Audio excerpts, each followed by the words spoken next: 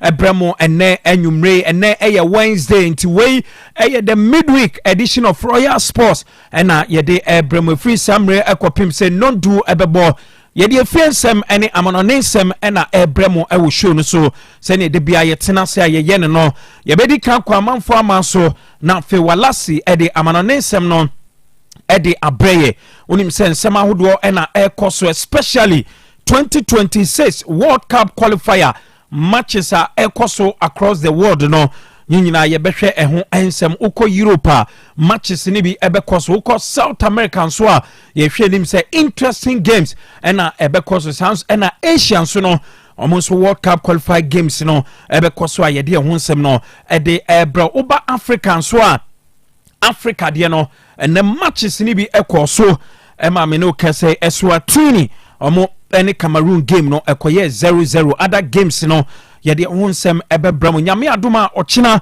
Comoros any Mali edi ebeboani wonim se yene omo ene ewo group ba kunti no aha sa game we me sure say Ghana fo nyina ewo interest ewo nyame adoma ochina Comoros any Mali game a ebekoso wonim se Comoros fo no omo ena edikan omo ne Black Stars ana say Ghana nyina no ye with the same points nemo omu lead on goal difference and as omu goals no edoso echen no and ama Comoros edikan Mali so eye one nation omu so any brace ye group no say empo enye Ghana na be qualify omu Mali fo e wo so omu qualify eko World Cup ni minti nyame adom ochina Comoros any Mali game no ene ye betena se behwe ehun ensamansa na nyame adom ochina game no etimi akoso nti ye behwe Africa qualifies no na ye de ehun sem e de abroye fruwa ye beba fie na ye ba behwe Ghana any Chad game nyame adom Friday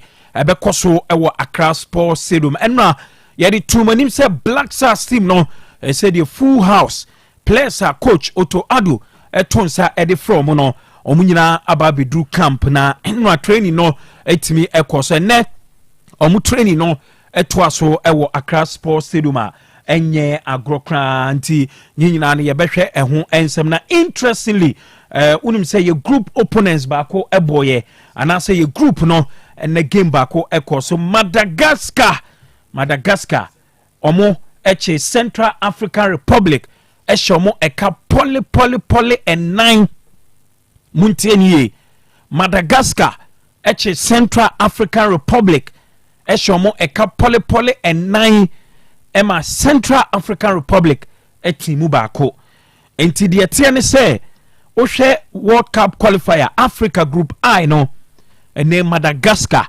ena ehuri ababedi kan a omo 10 points enti Comoros etosumienu ena Ghana etoso miensa ewo group ne so enye agrokra nti ye group ne de emu ebe hyepan nti ebe hwe Black Stars preparation omo any Chad gamer omo ebo bonyame adoma Friday nhya mpanyfo aye ahead of the game no nyina ye de ho nsem ebebro ne Black Stars omo training no nioma ekoso ewo Accra Sports Stadium no nyina eho ensem ebeba Chad fo no so egusu a omonso eye omu training ewo Ghana ha nyame adom ochina omonso benya akwanya akọ Accra Sports Stadium akọ ye training ti ebehwe Chad nso omu preparations ahead of Friday the big game we could be say nye big game is say Ghana any Chad ebe shiadia we na nikwa say ye big game e ma Black Stars nyina mu no ye behwe sa game no ehon ensem bebre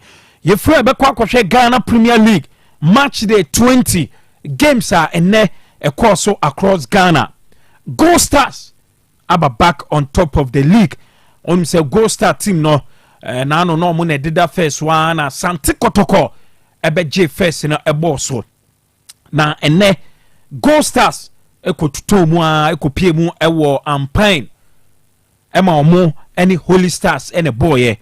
Gold Stars akwakonya away win amene ohwe league table na omo ena ehuri edikan nti yebehwe Ediana Stars any Dream FC so eko away ekonya away wins yebehwe nyina eho ensam of course Asante Kotoko eko ball draw ewo wenchi ena Hasselfolk eko lusu ye ewo bechem ha nti eho ensam ebeba inyani ntia say after the game no coach friend Abubakar Watara ni post match na okoe no oni nsɛmtwerɛfoɔ enya krokra Abubakar Watara atoto bi e de amane nsɛmtwerɛfoɔ no bi a ye de ho nsɛm no ɛbɛbrɛ mo ɛwo show no so onim sɛ Hasselfolk omo sɛ abo away omo any goal stars league leaders ene bɛbɔ enti ɛbɛhwɛ Hasselfolk omo nso ɛho nsɛm mra weekend yi omo any goal stars ɛbɛbɔ including reactions a ɛkɔ so ɛwɔ league centers no nyina no nsɛm a coaches no any players no ɛde to dwa mra matches no etimi ɛkɔ so wei ɛne nsɛm ahodoɔ ɛna ɛna nwumre yatena se a yɛde ɛbrɛ mo ɛwɔ Royal Sports so momfa mo messages no ɛmfamfa 0505 225578 0505 225578 ɛhɔ ɛna mo de messages no ɛde ɛfa na afei akenkan ɛde amamo oyɛ Hasselfolk fan oyɛ Asante Kotoko fan oyɛ Gold Stars fan oyɛ Aduana Stars fan a and then matches no kɔsɛn ɛde ma wo team deɛ na woka ɛde afa wo team performance ho momfa messages nyinaa ɛmfamfa 0505225578 ɛhɔ ɛna mode messages no ɛde ɛfa mobɛtumi ajoin on Facebook show no ɛyɛ live on Facebook a ukɔ Facebook a no asearch for Otec 102.9FM OTEC 102.9FM na fe o de messages no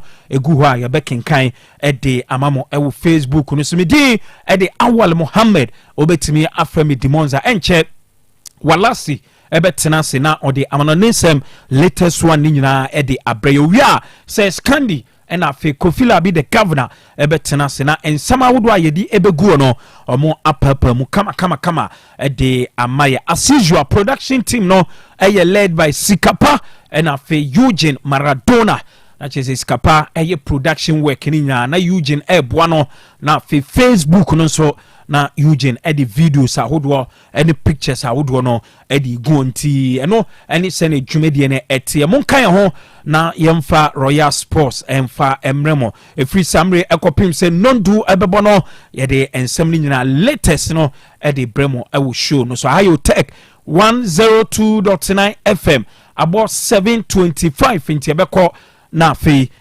walasi ɛde amanonesem no ɛde abrɛ nemu nyame adom on Friday ɛwɔ Accra Sports Stadium ɛnya grokra the Black Stars of Ghana ɛna afei Chad game no yɛbɛhwɛ ɛho ɛnsɛm ɔbrafo ɛsɛ mu nyinaa momra na mommɛ support Black Stars team no this time round Ghana fo nyinaa ɛbɛ support Black Stars team no ama nneɔma akɔyie ɛde ama nti yɛkɔ amanone aba yɛkɔba na afei de akam bia no yɛde abrɛm walasi ɛde amanonesem no Eddie Ebre.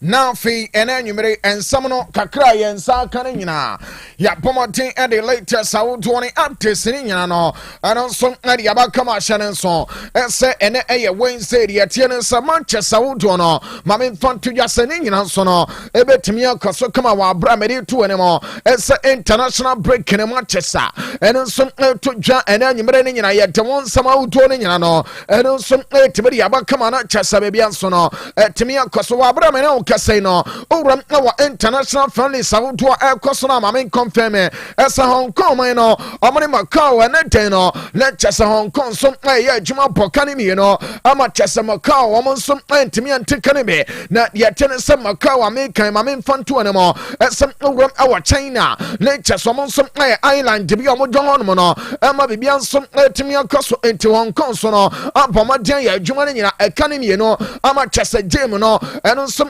the thing ama baby anso no etimi anka so kama ye kana memfanto anum san the woman is a Vietnam for no lectures are more mudiamo no the woman is anything no I'm a pokari no ama Cambodia and some ultimate kanamu pako na onim say India mino and some portray ama cider netting adema Davis and so no among some antimi and tibe sansono and a Kazakhstan shannon so and some amuya juma pokani no ama chasa amaya ne tele cow among sono antimi and tikanibia ya doing something and some timidity about to win no I yɛde yɛteɛ ne sɛ mede ɛtuo no m sɛ ɛyɛ friendly games a ɛno nso ɛkɔɔ so no yɛde saa nsɛm no nyina no ɛno nso tumi de yɛato dwa no kyɛ sɛ baabi nso no ɛtumi yɛkɔ so kama ɛkɔba ne sɛ a na kyɛ sɛ yɛwura mu no afei no yɛaba Africa ha ma menkɔmfam sɛ Manchester wodoɔ nso no ɛtumi yɛkɔ so ɛwɔ de yɛteɛ ne sɛ memfa nto dwa ɛsɛ World Cup qualifiers no mu na games a aba so no yɛba bɛyɛ adwuma no na before sɛ mɛba no ɔn sɛ yɛyɛ friendly games a ɛnɛ dɛ akɔ so no nyina no mɛbatɔ yɛtumi ayɛ ho adwuma na ɛkɔba de sɛ a memfa nto dwa sɛdeɛ ɛwɔ mu no sɛ Manchester wodoɔ ɛnso ɛbɛkɔ so wɔ friendlies no mu nyankopɔn wɔda kyena hyɛ no nso ɛsɛ ɔma yɛ ne din ade Tajikistan mɛbatɔ ɔkyena ɛbɔ 11 AM a ɔmo ne Belarus ɛna ɛbɔ Lao ɛbɔ Sri Lanka ɛyɛ 12 na game ne ba so Lebanon ɛnso ɛne ɔmo ne din ɛde Timor Leste ɛnso de bɛhwɛ mu ama kyɛsɛ ne nyina no ɛtumi akɔ so kama wei no ɛyɛ friendly games a meba chomedi to just bosso ɛwɔ kyɛsɛ friendly games no ma yɛ de ne nyina no ɛno nso ɛtumi de ato dwa yɛnwura mu no afei no yɛmmra kaf yɛso ha na Manchester ɛne de akɔso no yɛmmɔma temfa ho nsɛm no nyina no ɛno nso ntumi mmara no afei nyankopɔn bɔda kyena games a ɛno nso ɛbɛto aso no yɛmfa mmara ɛma biribia nso ntumi nkɔ so deɛ ɛbɔ mu no ɛne sɛ Eswatini ɛne de a me ne wo kɛsɛn no owura ɛwɔ group D na ɔmo Republican so no ɛnso tumi ti kan mu baako yɛ de ne nyina ɛno nso tumi de ato dwa ma me confirm ɛsɛ other games a ɛno nso ɛba so ɛwɔ kyɛsɛ kaf yɛ zone mu no yɛmfa saa nsɛm no nyina ɛno nso ntumi mmara na kyɛsɛ baabia nso ntumi nkɔ so ne nyina ɛne sɛ nyankopɔn bɔda kyena games a wodoɔ pina no ɛnso ɛbɛkɔ so kama ma memfa nto dwa ɛsɛ owuram ɛwɔ kaf yɛ zone no mu a na kyɛsɛ group A no wonim sɛ Sierra Leone ɛbɛtena fie na mfe amene Guinea Bissau man no ɛde abɔm kama game no ɛyɛ 4 PM na kyɛsɛ ne nyina nso no ɛno nso ɛtumi ato dwa yɛka no na kyɛsɛ Zimbabwe ɛnso ɛbɛbɔ ɛde ɛteɛ Benin man no ma adwuma no nyina no ɛno nso ɛtumi aka so game no ɛyɛ 4 PM ɔkyena na kyɛsɛ ne nyina nso no ɛtumi abɔ so kama yɛka no ɔmo yɛ ne din ɛde Cabo Verde ɛnso ɛbɛtena fie no mfe ɔmo ne Mauritius game no ato dwa ɛyɛ 4 na ɛno nso ɛba so wɔaba yɛka no the same group a ɛyɛ group D no ma me confirm sɛ Liberia ɛbɛbɔ de yɛteɛ Angola sanso no ɛna worom ɛwɔ group F no de yɛteɛ no ɛne sɛ Gabon so no ɛne sɛ Seychelles man no de bɛbɔm game no ɛyɛ 7 the same time no lectures the same group me de to dwa ɛsɛ the Gambia ɛnso ɛgyina mu ɛne Kenya man no de ahwɛ mu kama sanso na me de to dwa ɛsɛ group G no wonim sɛ Mozambique nso no ɛbɛbɔ si ɔmo yɛ ne din ɛde Uganda game no ɛyɛ 1 Malawi nso no ɛbɛbɔ ɛde etia ɔmo yɛ ne din ɛde Namibia game no ɛyɛ 4 hyɛ ne nso ɛsɛ Comoros Islands nso no ɛbɛgyina mu wɔ abrom game no Leicester ɔmo ne Mali ɛnso ɛde bɛhwɛ mu kama ama bebia nso tumi akɔ so yɛde sansam no nyina ɛno nso tumi de ato dwa no kyɛsɛ bebia nso no ɛtumi akɔ so kama ɛkɔma ne sɛ ya mɛbatɔ deɛ ɛteɛ ne sɛ standings no ma mɛbobɔ so ɔma bɔ nɛ ɛbɛbɔ kyena ɛne nyankopɔn boa ne Friday soɔ no ɔman wɔ mu a especially Ghana na wawo baabi a yɛbɔ bra ne kɔ mɛbatɔ deɛ wɔ mu no ye menhyɛ aseɛ deɛ free group A na yɛkoɛ no mu kama mɛbatɔ group A no Egypt ɛwɔ 10 points Guinea Bissau ɛwɔ 4 Burkina Faso ɛwɔ 5 Sierra Leone ɛwɔ 5 Ethiopia ɛwɔ 3 ana afei Djibouti etwa to am 1 point wɔ hɔ ɛno ɛyɛ group A no mɛbatɔ owuram group B na ma me confirm ɛsɛ Sudan ɛwɔ 10 points Senegal ɛwɔ 8 DR Congo ɛwɔ 7 Togo ɛnso no ɛwɔ deɛ ɛtene sɛ 3 South Sudan ɛwɔ 2 ana Mauritania ɛnso ɛwɔ 1 point ɛno ɛyɛ group B no owuram ɛwɔ group C na deɛ wɔm nie Rwanda ɛwɔ 7 South Africa ɛwɔ 7 Benin ɛwɔ 7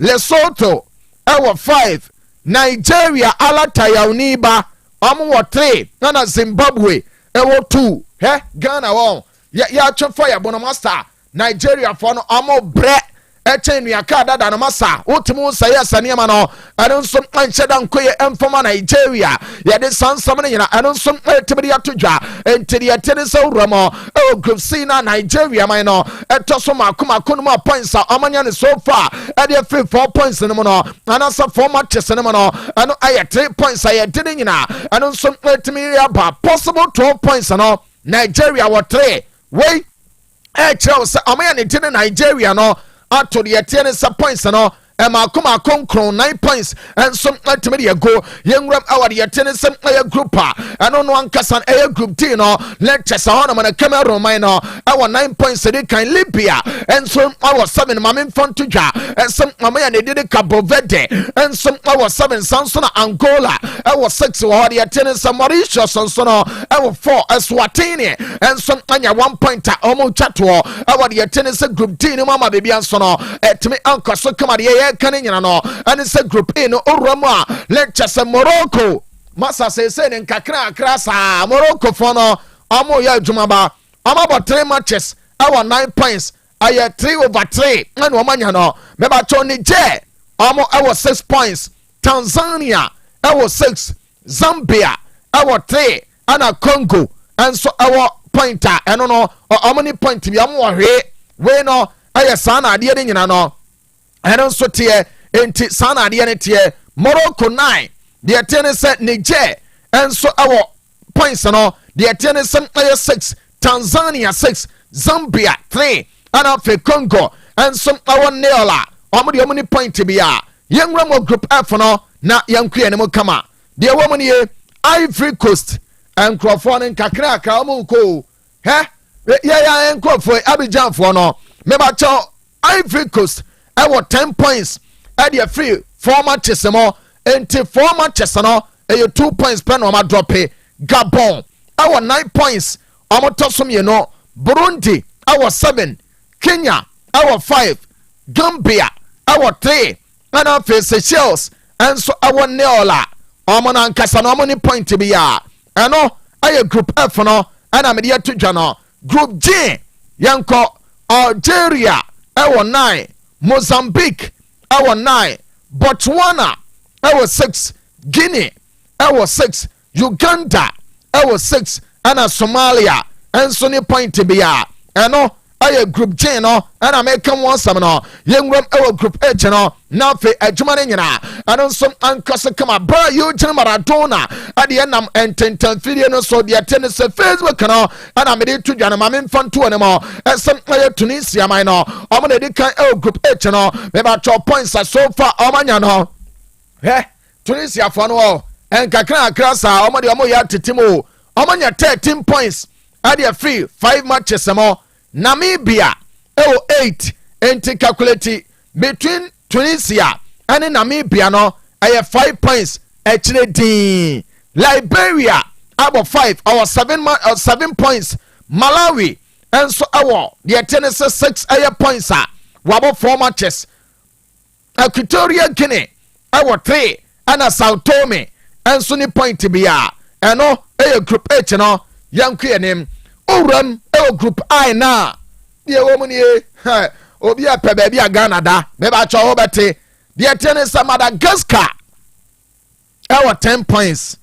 group I asamna me kan yo Madagascar kwabra fashion mame say no ala dia to swe eno ano no enti group I ene na da so no bra Facebook no so Otec 102.9Fm Otec 102.9Fm like page no na share na fe no wale view comment no e de ato ase YouTube no aye Otec Sports Madagascar di kan our 10 Comoros Island our 9 omotosom ye no on my kronkron Ghana red gold green our 9 Mali our 5 Central African Republic car our 4 and a Chad and so our the etienne say aye no pointer Omo soso no edase ekire din ade ma cha de fo no enti Ghana etosom yensa e group I no se Nyankopon bo a Friday ye game a ye ba bebo ye ne cha de won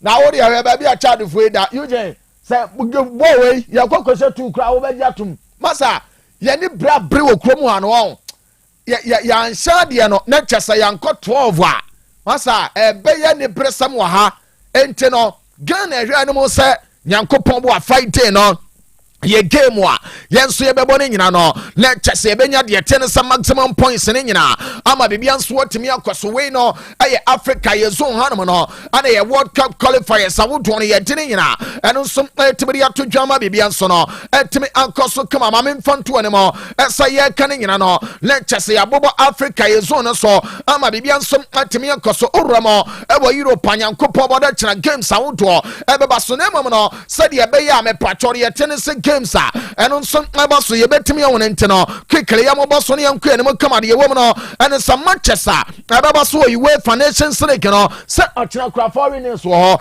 enti yenya infanto akofa catering service ese brabedi di me ba cha Ope Continental de Sawodo amana ne nuane no quality ones ne nyina na Sawopa eye akofa catering service ene na nyimre no mede to no msa wan kasa no onso obewuram awo akofa na kyesa wagye aduane papa enso atimi ade hye ne nso ese enipadua ne de odi aduane pa o serve uni padua no so anwoten papa amane amane nyina atimi akoso akofa ese pomoten na fe no wan kasa no se bia continental dishes watu kwan akwakodi aduane bi wa amanane amana trewo se ase opaye no o pabia de kama akofa ana kyesa o pon afe aduane pa ne nyina no waba be kama ama bibia nso no atimi akoso mame mfonto dwa ese anyimre ya me no kasai no la chesa bibia nso atimi akoye kama o de Ghana mamwa nuane no o pebia de bankupa ene okro stew o pane papa no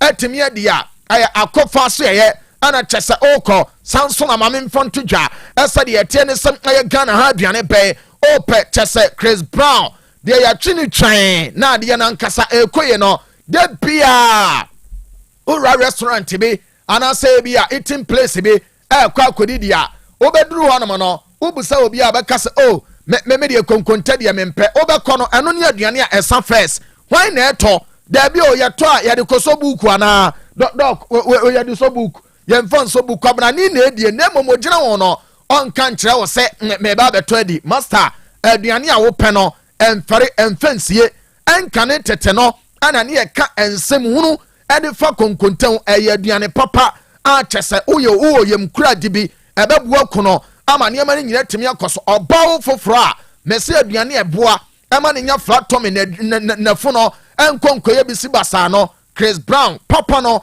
akofa ko ombaya de ama okama pastries enuane na kyese ye totototo chechecheche no obenya correct ones no ede afi akofa sanso no ana wo ye wedding engagement birthday party be ana ba o purchase aye adwumakuo bi amoma ma waduane de serve wa wo a aye akofa na wo ko amaso ye no awo adwena se me ba cho kwada so municipal assembly no omne ne di nhwene mo from awo 0245 056 378 0245 056 378 no aye akofa catering service ana chesa oko you jema trouble and console say anyumre sawo temenka omode wutu kwan ede akwa amanane kro bai ane wate ese omonso no sese na ehoye ko na ne yujima tene nkomo sawo nso no peso tu kwan na ukoye adwuma ananso peso ukosua de wode wuni country bia wo wadwene sa me kwa ha ene omonko transene ni nkomo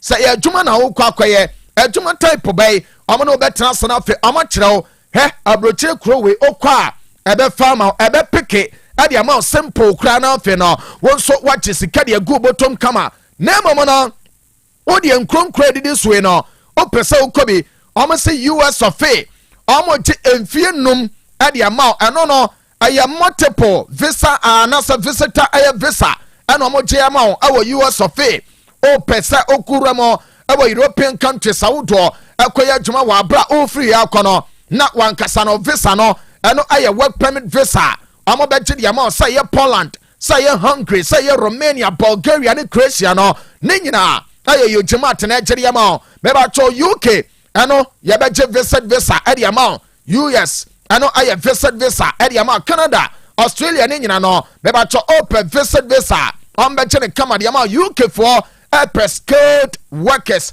ensano nyuma for amo pemo de ma ye adwuma kwa obenya skapidi ababa efie sanso na Germany me ba cho dwumakuo bi epe enipa ne wo ma ya adwuma afe baako owi a wafa ho de ba bia obekọ no wo ne onyankopon kwa nanim enti de tie ne sawuramo ewo Ujima travel and consult aso ye de tie ne sadia ka bia no bebia bekọ o pese otu kwan name best set uni bi odia anesa oda sorry a obon sa obeso da ye no otu kwan sa ye best set o ye best set na no agina so ade ye passport ansana da ye so no wa hyase aso ye hyase free baby ne yakowie baby enti Ujima te say ye passport say ye e bia best set na pesa wo ye na de koye passport no ombe ne hye kwan so de ama o kama ama bibia temi akoso me ba cho utu kwan wo start o process no o pesa ye ma afutuo ade for akonto no ho a eye Ujima aso ye ne yemie no awo Ghana mamu a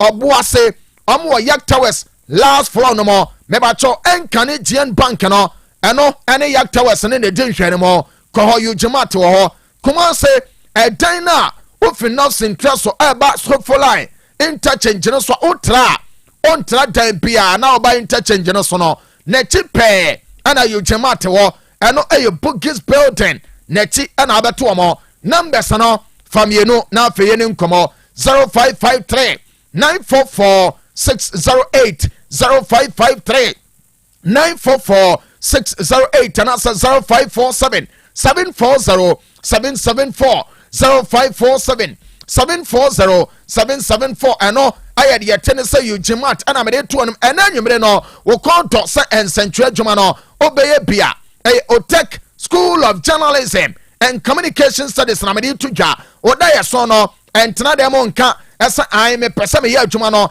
ɛkyɛn walasi na ɛsɛ utum wana mo na afi opa ɛne ɛme yɛ de wo font tie mu kama sɛ de Eugene yɛ adwuma kama geden je fancy didi adwuma yi mu mesre wa abra obetumi adidi ma kyerɛ Eugene kwabra ade de ɛsɛ watia so enti Otec School of Journalism and Communication Studies sebra sɛ ukuta wasi anasa SSC you know yababo mo de kama na afi no won so ye de wa fantetie mu na afi no wa ba be nsentwe ni mapa wo ye A level liver o qualify so ba mature students mo bro 25 years kuma ne no mo so mo betimi aba watch exam tifie twan results no na ne afi na waiting results no on so mo betimi aba Otec FM ye premises ya na school no and so na wo entibra ne chesebra besi chrome na bu sasemen share about no so and meba odu run about no so ya nana fie kobi se wampem ne statue esi ho me ba cho ehọ na no buso bia esa wo Otec FM ehọ no no anamo bedio no awura ha me ba cho opa no nsabe nkum so school administration no ehọ numbers no aye 0547 823 005 0547 823 005 finance 0243 842 007 and no aye Otec School of Journalism and Communication Studies no ada chesena nyimre mede to dwa esa pomoten na niema ne nyana no eno nso ntimi nkoso kama yankwe no na afi no memfa stories awudo pina no eno nso ntimi mra kama join Facebook no Otec 102.9FM oba no like no wa share ama bibia nso atimi akoso de wom no ane se ena nyimre on se de tie ne se Germany mine no and so ebe uramana fe no me ba cho UEFA Nations League no amon so abomo de kama ama bibia nso no etime ankoso na de tie no and say Germany amo UEFA Nations League amo be body tie the squadra Azoris of Italy no de tie some aneten no na say amo transfer na fe amo de nkomo and some ade first game no ho na me patro press conference no e ban awie ya ana won chani master ene an say mame fanto no say player ni tin ade Antonio Rudiger ekoi na say chairman etewo ni nyina na aduane sinachi pampan ni tofa ni hwenu saa enti ye wie ya obi bu sa na last question ana Rudiger yo gene bai me nim say ewo ho a enka de maye eho an ye serve be ma ese wunua gine di kakra na se de wa bre ne no nya asam ketoa esan se wa break fasting no ama chese bebia nso temi akoso entim aneten no oron awo chese de ten 7 pm eno aye Central European time no na chesa boy and it did a Rudiga and a dead boy and so no ya bomadin saving a diane kakra amani did break in a Ramadan no amani you know some so come I didn't you know and some timidity to your friends and some other bomb game wa bra uremo awa you wait for nations league na amani Croatia and a babo Nadia mean say kano and it's a papa ni tin and it did the show yes it nani mo no nkwadano I say na Nadia woman ye yes 3 players are papa ni pass or bomb awa ni mo no number 1 aye run it to the Kylian Mbappe 2 aye Usman Dembele ana Randal Kolomwani ana train no apeso adomo ejina ne mo na fe adwuma ne nyina omo ye ne kama wa brad ya mete no ane sam awalian chuame ne ensom abenya akonya astate sa game na ma bebia nso no ane nsom atimi akoso kama ye de ne nyina no ane nsom atimi atodwa on se Spain so no ensom abebo mo game nyankopon boda tena na me patro Spain ane Netherlands masa Nations League no Manchester aba so no emu ahye pao na me patro Spain ane Netherlands ebono ene ora ni tede Luis de la Fuente etra se kasaye ane na papa ni cheche musa boy ni tin ade Ferran Torres was player no se obi a wo bre ne na ho enti wanya ade e friend se Bruce enti nyankopon bo da chena game of Spain nso ade bono ono nso entime nyina mu namum no de waka no Sunday game a eba so no na chesa boy na e likely esen ano ne de obetimi abobe ama bibia nso entimi akoso kama ye din nsam ne nyina no ano nso tibiri atodwa hye no nso asa you wait for Champions League no ena nyimre ya me no kasa ya 2027 de atene se Champions League final no na ye per stadium bako na feni yetimi award game no e de amane kama si ni course no beba cho uremo our Riyadh Air Metropolitano Atletico Madrid mo stadium no ana de men second na nwumere no ene se empanifo so no e de atodwa ese Atletico Madrid mo stadium no ese host final game ese ene so basoma bebia so no etim ekoso kama ye kan say no beba cho Manchester asamtepa nenya ne se lenni euro enwumere de men seka ene se boy no yese was starte eye enkakra akra ne chese yese ne upper body no was starte eye nwadwuma eno aye nade pejan kakra akra wa branya ne nan eno ode ye adwuma entim aye de mense kan nyina no ane some point nan kasa ne rehab ne nyina ono som egoso aye ya tensama wuto no etim de atoja ma men confirm asa de mense kan some point no yese after international break no obetie si grass no so na fe wade ne nan so no asase aka ball ntesese no eye gym work ana ball ya na tim ade lenni euro so no ego so aya ya te sansam ne nyina eno so tibiri atodwa na says United foni wo ho ne nyina no amani namo yo jemesra wa ma me player ne tin ade Xavi Simons na ye ne nkomo de ebe na anwumre no ane se Amori o say hwe boy no ye ba attacking midfield na owura ne betimi abɔ na fe anim honom no wasan timi agyina positions pi enti yese boy na de amensen ka no ane some United bobo kono empanifo ne koso monitor player ne tin ade Xavi Simons se boy no sama aye daya so mutu na se na fe amade ne ba na cheso baba rum Old Trafford eno abeboa pa ama adwuma no eno nso atimi akoso kama ye tensam no eno nso atimi de atodwa on se make up players Manchester promo no kwabena fa Jude Bellingham hwimame na chese Jude Bellingham ne nua keto no na ye ni nkomo wo de boy ne ba sa obetimi sport difference wo mu na won wo de amame player ne body ma Sunderland de bobo ko no anyumre de amense kan say United yes omon kasa no monitor boy na che yes boy no summer na adai Jude Bellingham ne na mo anam no ye hu yo na nanto hwiahwia saa yamfana anya we boy ne wuramo wo BVB signal tuna akwada ni tia boss obonso apegi ni pamienu no mu bufa so na wa de ball ne benene mo na afi no ono nso create chances awodo e de must strikers no enso hye na afi ogina kire shoot to be de hye almost say hwe akwada we ya ne tin ade Job Bellingham no wo daso no Jude Bellingham ni no we ene Jude ne nkwada brem no ne nua keto ena daso no yɛsɛ United say sɛdeɛ ɔmo yɛ nhwɛ ha ɛtena England ɛma Jude ɛkɔɛ no Job deɛ ɔmo ma ne nkɔ enti ɔmo yɛ sɛ sama no mɛbatɔ ɔmbɛwuram awa Sunderland na afei no mɛbatɔ boy ne din ade Job ayɛ Bellingham no ɔmo nsa nsom atumi aka boy ne na afei waba ama bibia nsom atumi akɔ so yɛde sansam no ɛno nsom atumi de ato dwa na boy baako ɛwɔ Italy ne din no ɛne deɛ tie ne sɛ Kone the Winter deɛ me nse ka no sɛ boy ne yɛsɛ valuation a ɛda no so no ɛyɛ between 30 and 35 million euros yɛsɛ United bɔbɔ no sɛ hwɛ saa kwadaa wei wɔn sɛ Christian Eriksen mo kɔ na Casemiro mo a pensioners no nkakra saa ɛkɔ akɔtena fie ɛde ɔmo sika ne nkakra ɛso ɔmo de boys a masa ɔmo ne bɔ ne bɔba enti ɔmo saa monitor saa boy no na player ne din ɛde Kenan Yildiz ɛnso ayɛ boy baako a Manchester bɔbɔ kɔ no yɛsɛ ɔmo nso no ɛyɛsɛ ɔwura ne din ɛde Kenan Yildiz ɔmbɛrɛ ɛsɛ player no ɔmo nsa bɛka no ne valuation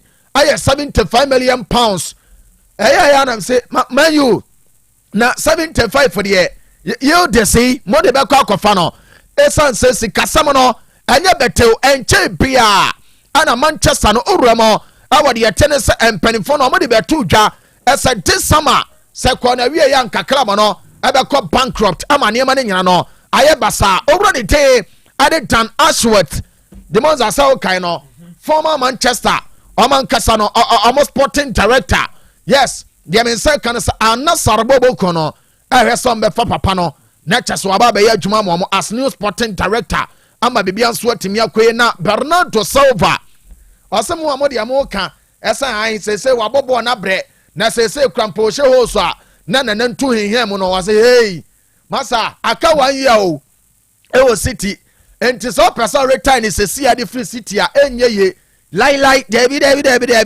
ɔno ɔbɔ this year wie na afei no ne last season aka ɛwɔ City no ɔsan de asɔ so akyire din na afei wabɔ ne kama ama bibia nso atumi akɔ so La Liga no ayɛ nominations for the tie ne sɛ the month of February yes sama akyemu ne ɛwɔ Demonza na mepacho yigyen ma me de tie ne sɛ La Liga manager no na afei manager of the month no nominees ne ne nkomo ye wi ane de players na so Hans Dieter Flick ejina mo de ma Barca ne dia PM Manuel Pellegrini Rapamonti ne dia timi aba ojam de ma Betis ehon na Isco mo no ana afei owura ne din ade Claudio Gerardes enso ejina mo ade ma Celta Vigo bobo kono 3 no en obia ofadampem sign no no maye no obi ansa gunebo ana chaso mo da so no ana players no yenkoi se empanifo we na ekochi boys no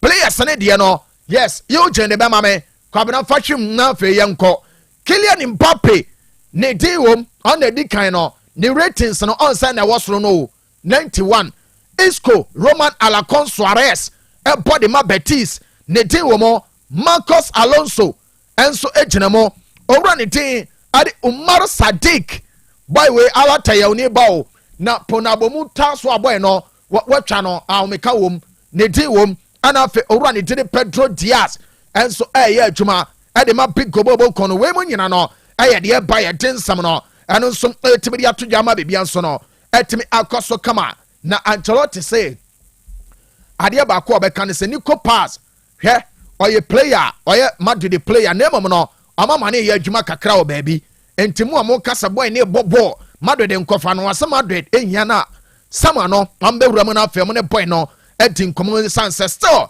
oye Madrid player no enso ama bibia timi akoye na Demonza Kubasi ana yebusa ne se be ma na mo madwuma no mo family na nkasa football adwuma no maye mbida no se wala tie story ni ye me de tie ne se ne papa eye carpenter ni nam se Yesu adwuma na ne papa Yesu papa se wateda Joseph yeso kwana chese wagene nani boda do so a Demonza na anya bete o na chese carpentry work no omo na bubo no wadaka no enti yese wase na ne papa ye carpenter ni esan se carpenter de Bible madwuma na mse saa eno ase ya na mse okay to asoma me eno ase hwe ne grandfather yaka grandfather Demonza ye hwan ne nana o se hwe wale me nana so no jai obaba no otua chese dan so na chese ono so boso a anam se una nana so no carpenter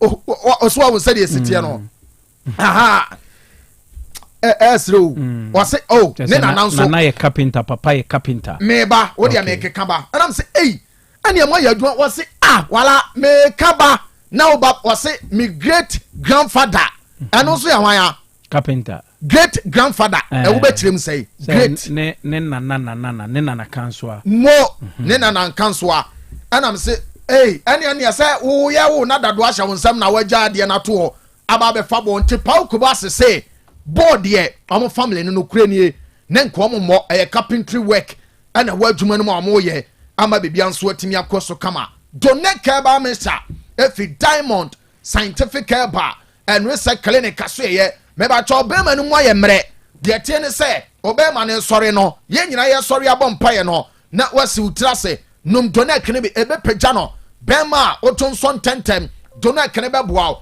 otena se ona se pagya onum doneka ebe boa doneka ba mesa no o poor circulation otena se na onai no nsa aye titriti obon se usi utrase kakra bi na wani so nyina aye utum na lighting kitinkiti bi tete a ye wade bi ye friend blood lipase ados woni padua no nti blood no aye thick u ka kokoma mani pi na wie gu a entimi nko speed a bi ade mu ya light ne beko eno no kire se wan we ye bedroom rebi no na fe no ade a ye friend sa blood clots ba be form our blood streams nim enti esa obomaden na donek no mbi ema ne boa ma bibia nso timi koso donek no boa ma ama menses ni nyina no etimi akoso kama enti eye donek ba mesha oba watenka no ate ko unu kuna tena che donek ni nkoye mfama anasem watenka no enkoye mfama ebe 20 years oba bi de bia no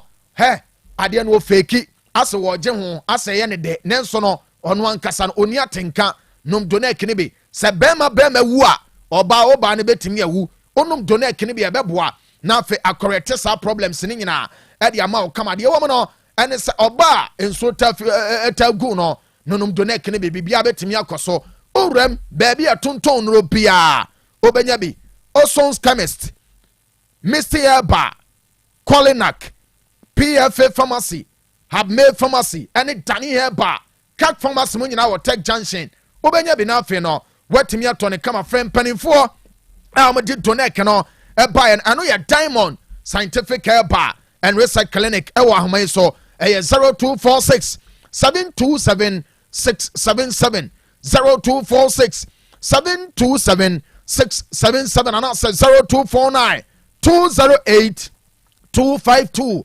0249 208 252 we mona boy Emma with flight number 1029 yewura mu ewo nkrofon kroso ekochini ye enkieniska name mo no we ene boaye enwuma koi ene twa ticket ma ye eje visa kan ye ho wa bra yujima ti di yenim ema Otec school for de musika baye ema de tie ne se akofamo enso de kakra so ena fe diamond scientific herba edi donek edi pie so ma ye nyeska ekwa mo na ne yemfa ne nyina mfansi na Mr. Awal the Demonza any abedwa formula meto so okay me da say wala si ena mutene nka no o de amanonesem e de abreye straight away ye beto so ewo favor natural health care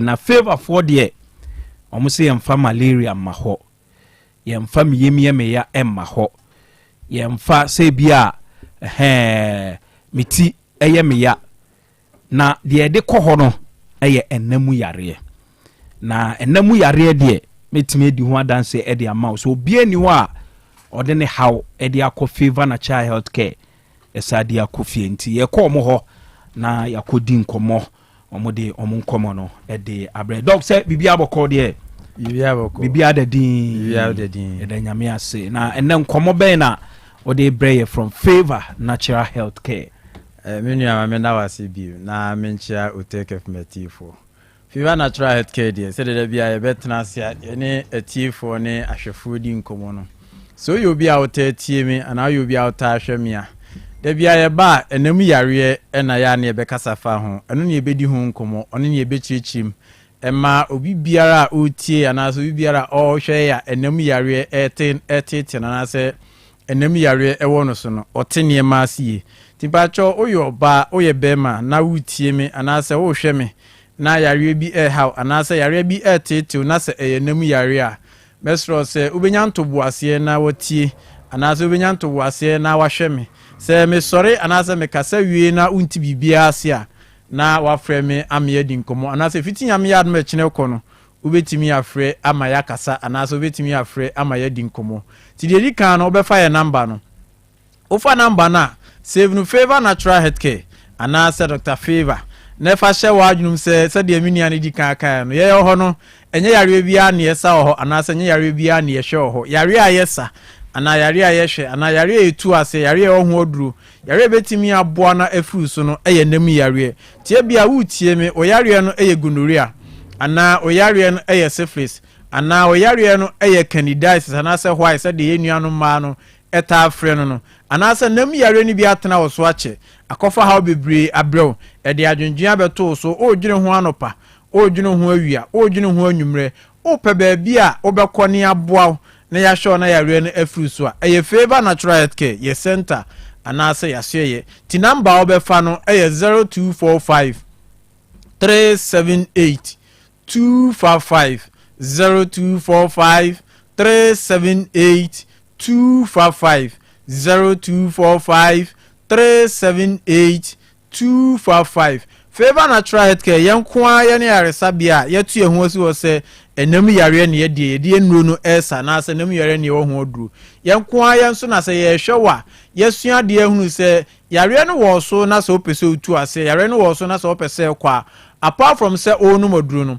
oniema bebre ho a wo se oye eniema bebre ho se ye kirew ema atwu hu fura na ase eniema bebre ho ye kirew ema hu enu bi ye se onuane bi wo ho a ewo se uje adie se nam yare wo so na se onu moduru a ewo nem bi wo ha wo se uje awie se nam yare wo so na se eno nso utwiti a ewo drinks bi wo so uje anoma da bia wo num bi da bia wo tobi num onum unim kra se eno na ma yare ne nko sa drinks ni nyina ebe tra mo atwo ho afuru ena afa suban ene ne ma bebre wo ha ipadodo na wo ma onim se no se suban na se sa niye na oye no ene ma yare no enko eno nso me pa atwo ye be kire ena ye kira kwan na se center no ye oduase dote bola junction duase dote bola junction me sorry a me kire mu ye na wate ase bibi ni na se wuntimi ma me pa cho ba bia wo bia no ye wetimi ya delivery dia ma ba bia wo e wo Ghana ha ba bia wo Kumasi na se ba bia wo Ashanti region ha bia no so ni ye di nkomo na me hu se enam yare nko ana e ha na yenso ye hihya na se nkomo enu bedi no oti ase me pa cho ba bia wo bia no ye betimi di enuo ni bi na ye di abrew udie die hia ne se obefa ye number no na me sorry ana se fitinya me adme china ko no ubetimi afre me pa cho number no eye 0245 378 255 0245 378 255 0245 378 255 questions are so far nipa bebre ya na omofra mu busa ema no ene mema no especially young ones no questions ya omo bebre ta busa ye se ono oben shiada oni be men shiada anase on have says that but enemu yare so far me betena fidie so me kasa fa hu nyina no ensunsuan so anase symptoms no omo hu bi enti ya na adwen ye bebre se edi enti na ye de ato se eye nemu yare na ono oben shiada anase oni be men shiada na ohu sa nemu yare ensunsuan so ni bi e bia oyoba ote hu se nsansan begu na se anase nsansan begu ni ba no nsansan etimi hye nsuo ana ebegu na se bebre na eye ne hene na otiti na se eye ne de na otiti na se eye ne ya ensuo so timi free na se ba ana ebi oye bema ono so nsansan begu na se na se nsansan begu ni bema no mema ne bebre omukra de ya na ensan ne ba na eye ne hene na se keka na ona mana ne nsa hye ne botom ebi a wadwon be se sika bi na woyi ana se life bi na obo nenso ne bema ho ne keka na se ho na eye ne hene le nsa hye ne botom a okọ ni nyina na oti sa nkrofo ni nyina na obu okra ya na on have says that anaso ni be ma anaso be nhia but na yare no ha no uyiye no nso to nchen a bia wo Johnson tentem kakra bia na Johnson do kakra bia na Johnson do bi okura sa Johnson no kan na so anka ho a na wo ye sa Johnson ogu ho ana wa Johnson wie no still na sa Johnson ni bi aka obeme no na sa Johnson ni bi aka wase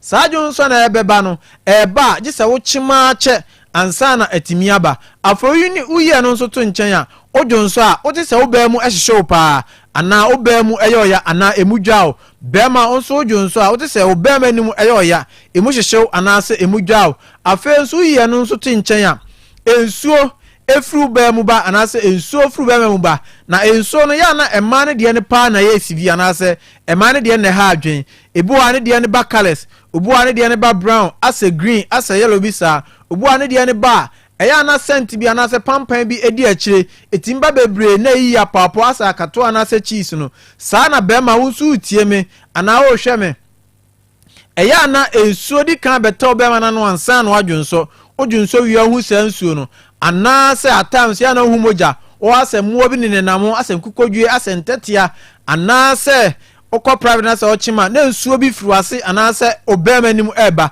sa ne ma we nyina da bia hu bi ana se hu se eba na ekọ pato no oba nhia oni bema nhia da enti ya na wota adwene hu bebre ya na wota da ana se wota abusa ho se edie be enti na ma asare na ba me so de be enti na ma sansunsuanso mi hu bia na nso me no oba na se me ne bema nhia da sa afọ no at times ya na omadwom se bi kra ya huhum asem ana se atoyare ndi ama no ana obi na eye no ana se bia spiritual marriage bi na wono so na de sa ha na ba mesro sa na mani nyina no da bia ya na me kire se e ma wadwen ko sa de ne so na even so wadwen wo sa de ne so kra de obeye bia no so ebo mpa yo so obeye akwankyero so obetu na mo bia obeye ni nyina wie no also okọ hospital na se obaye center ni ye show ti se bia wu tie me na sa ne mo nyina hu bi na no oba na so obema nhia da ade edi kan se obetimi afa yare no afru maami ana so papa o every say yare no mojemu yare se bia maami no obi ana so papa no obi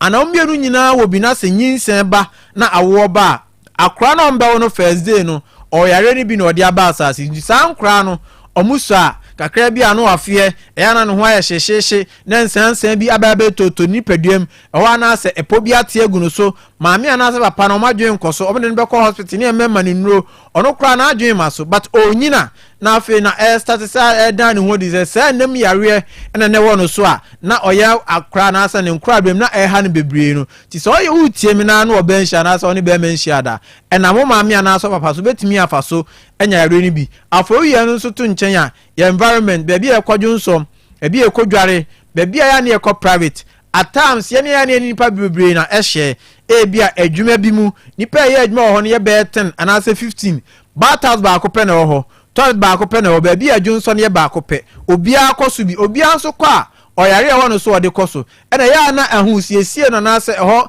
asiesie ni nkoyi a okoso a wanye kefo abetimi afaso no onya bi afe wadware nso mu pen ana se nso ni ta ho ana se etene se ya na ukodware nso ma ya na muo bi wo ma yamfie ni hu sa akonya no nso betimi afaso onya yare ni bi na efe ya hu siesie obi wo ha boxer shorts no betimi ahye ne be 3 days ana ne pants betimi ahye ne be 3 days sa na mani nyina ya na efin be ma so san de sha etimi san akowase ana se etimi san akofa yare e de bro timpa cho oyo oba oye bema utie me ana wo hwe me na wo haw ana se eniema etete wana se haw wo so nemu yare nko a na wo no benhia da na so ne bema nhia da e ma wadwon yo se e be yi ana se obi na eyew de ma chechemi I hope se wati ase yi na wo nti ase a o de sanfa ye number no me be sorry frɛ me na ni mini nkoma na se fitinya me adu e kire kɔ no frɛ ni en kasa me pa to number no 0245 0245 378 255 0245 378 255 0245 378 255 e fiti Monday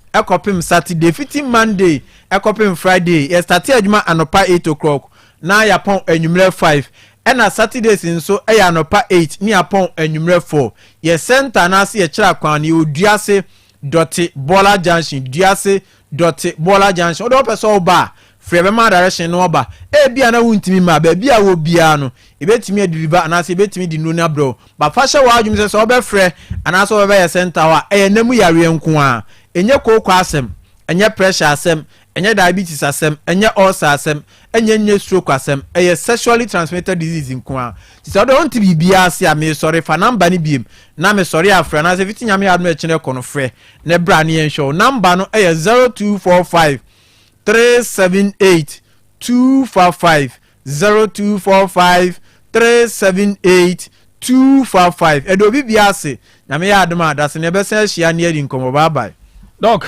yada sipi, yada si.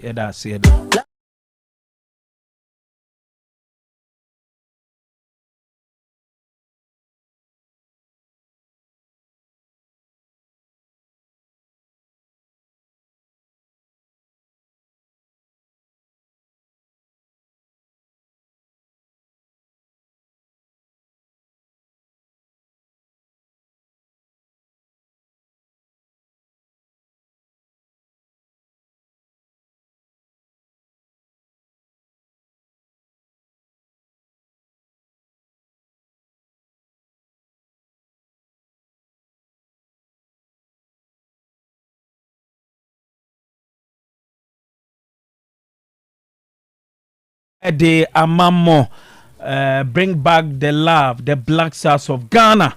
Nyame adoma Friday, yene Chad ena ebebo sen yebehwe eho ensem. Nemum yedi kan wuram ensem ahodo a wala se yedi tu dwa no yeba be wuram na afi yahwe ensem no. Emrante no atena se.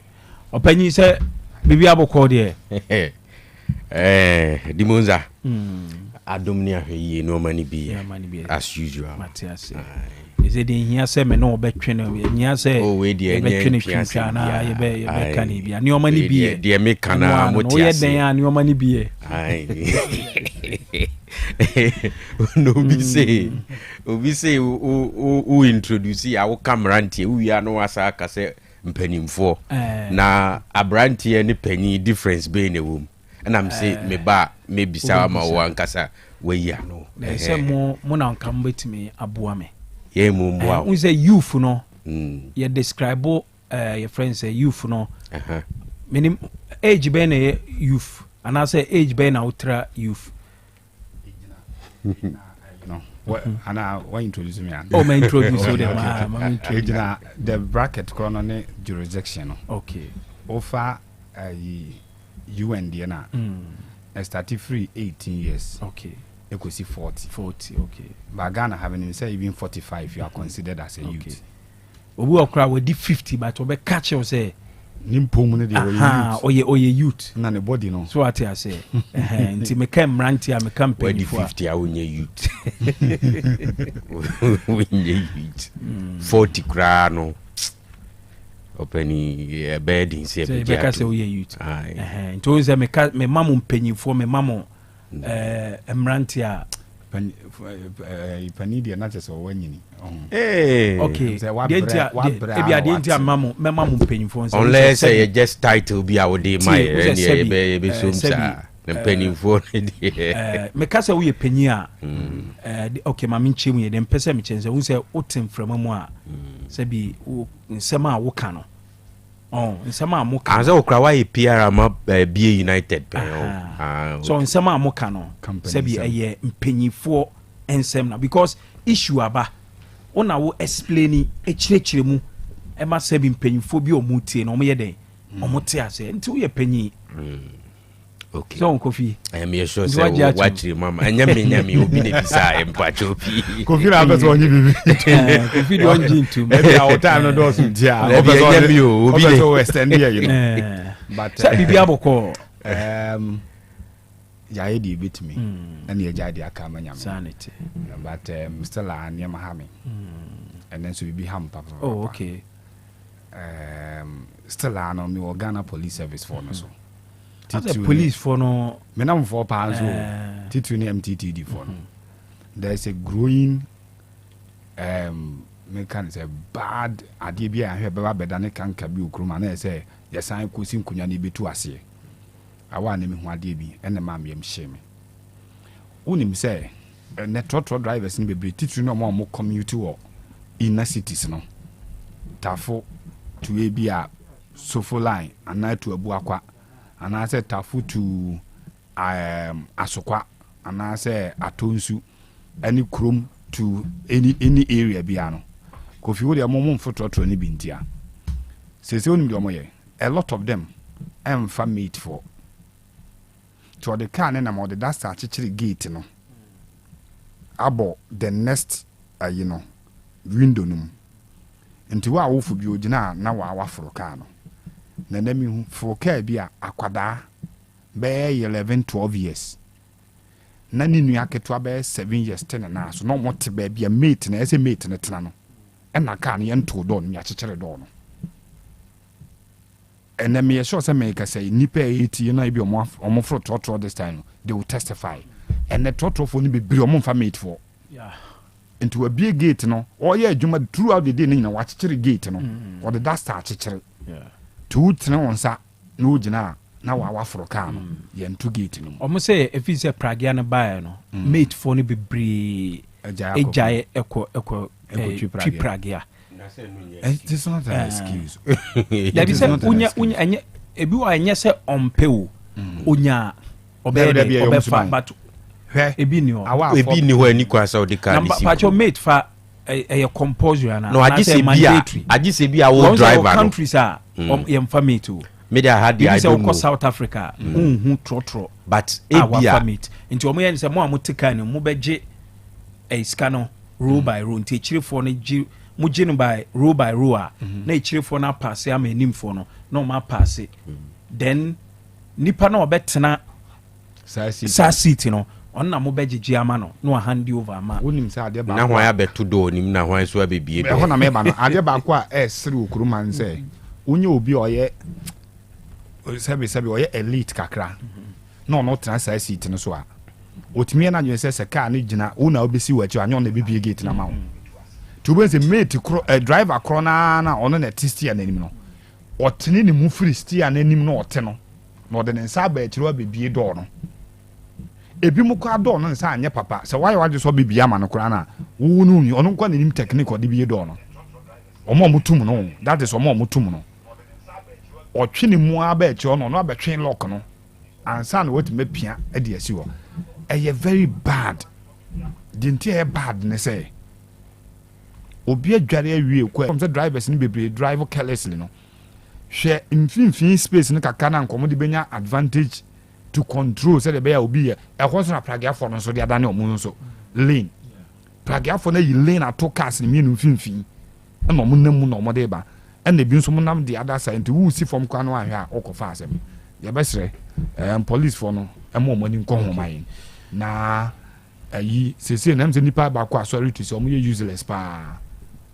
se word near hasha na mo de acheme eyo mo efo book my phone nke yo mo adwuma station ko station wa ese ko no timi sister say family titran ni ba book man for no hu adwuma bi o mo station o mo ye na the driver for no pen no mum na ye o station no me see achia but ma menchia ababa obi ye friend no Justina Akuya Owusu mo Amstead level 200 IT department ono okay mene miaminu baba Romeo enkomo die bi mu baby na ono identify voice ne say me tight voice you Otec FM anwumre se mo yes sports oba me won apa na kam de me hu sie Romeo mum na identify no ka me de me hu me kasa na say anasa wo ntimi end na me tight mu show no and anwumre kura ya kasa no me sure so would any enchano we say your friends Justina Akuya Owusu or level 200 or Amstead campus ya chana pa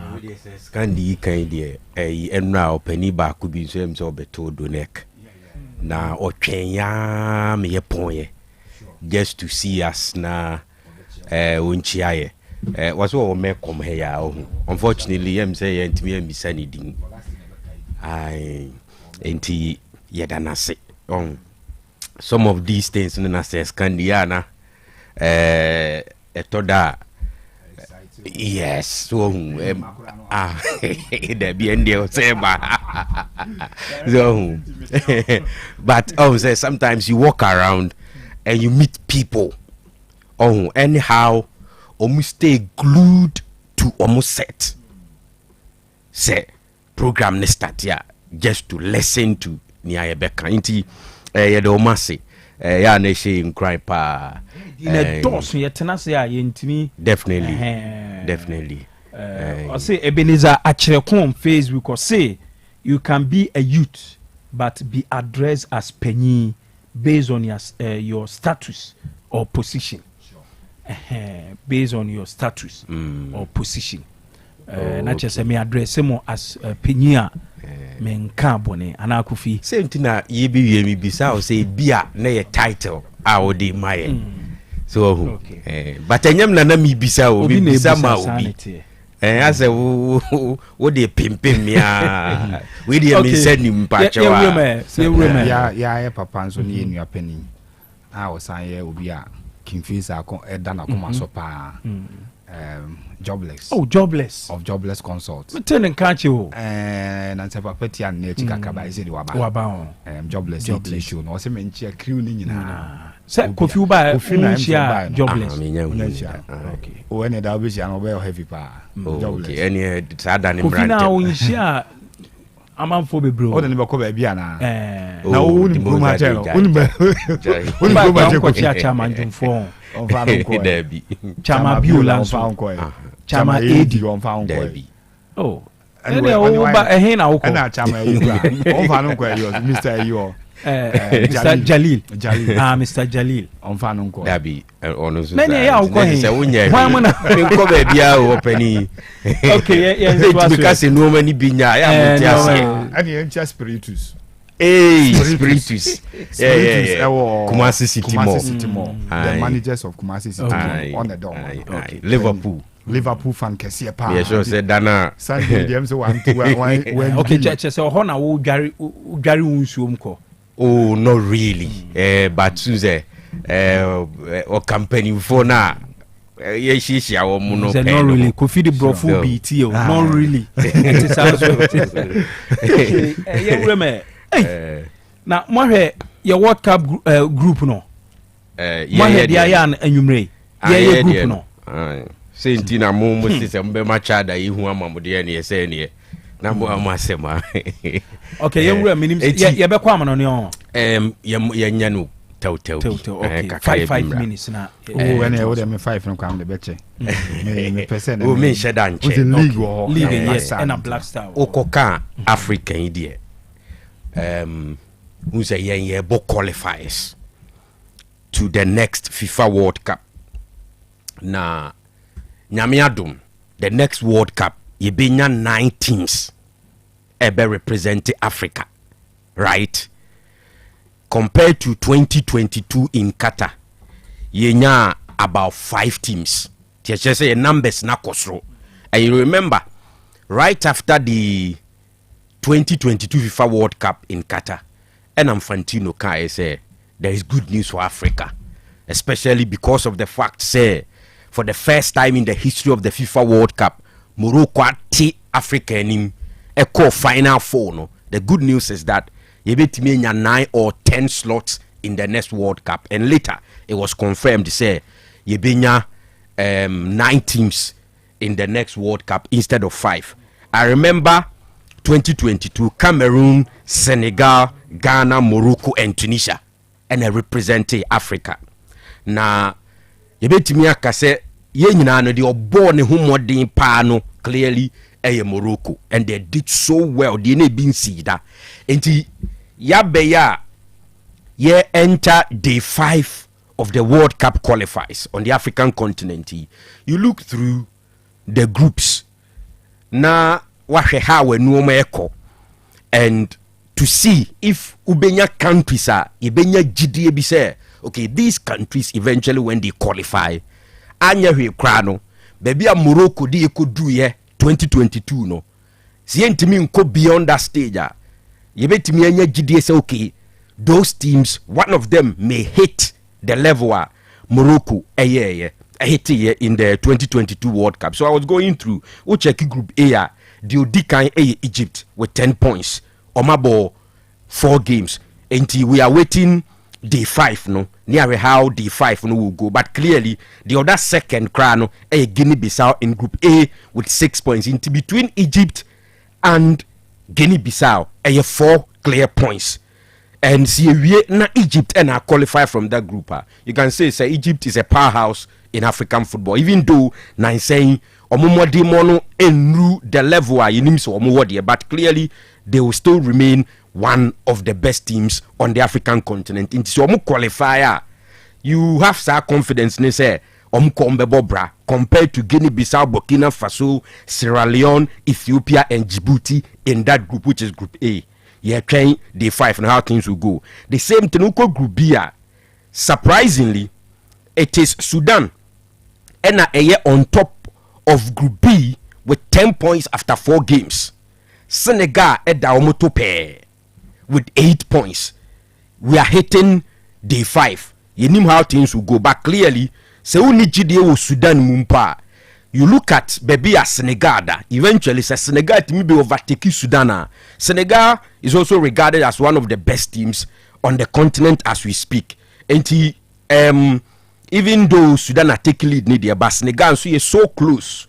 And should it happen, say Senegal go through me sure say GDA benya umumu compared to DR Congo, Togo, South Sudan and Mauritania no enyepe. And I think most of the teams are in line. But baby a hoe nwa kakra no Group C. Group C you have Rwanda, South Africa, Benin, Lesotho, Nigeria and Zimbabwe. You can mention 2 teams are ubenya GDA umumu. South Africa and Nigeria. But surprisingly, Nigeria after 4 games at the 5th Group C with 3 points.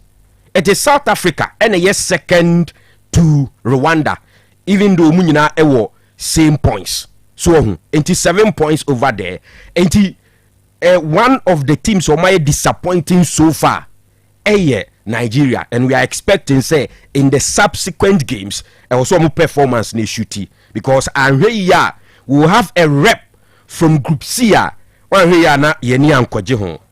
Group D there Cameroon are taking lead no with 9 points. Libya is second with 7 points. For me, if Cameroon should qualify, omo pedigree African football we will be proud and yebenya GDA be say omuka ebi ombeti enim compared to Libya, Cape Verde, Angola, and then Mauritius and Eswatini. I think Cameroon next game is against Eswatini. A win for them, no. Edi ombetu baby abun se ehoye pa. Tomosane Eswatini bebo. Yeah. Say no money omene boy. That's the next game, no. Okay. Okay, that game. I don't know if omewie dia. Say number 0-0. Yes, yeah. And that's it. Okay. Group E there. They are a bit me jubilate because Morocco is on top. Okay. But what I say, Morocco is on top with 9 points. The Odine Chino, Niger with 6 points. And they are say Morocco qualify by the Demonza. Will be our quality and like that. We are expected say, the Anya they should come back. Yeah. So what I say, they should come back to the next World Cup. So when to me achieve the same fit back, but say, what the semi-finals.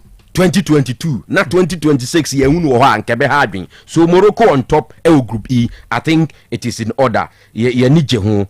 Cote d'Ivoire Group F almost need decline with 10 points. I think Burundi need that second with 7 points. We are Kenya, Gambia, is it Gabon? Yes.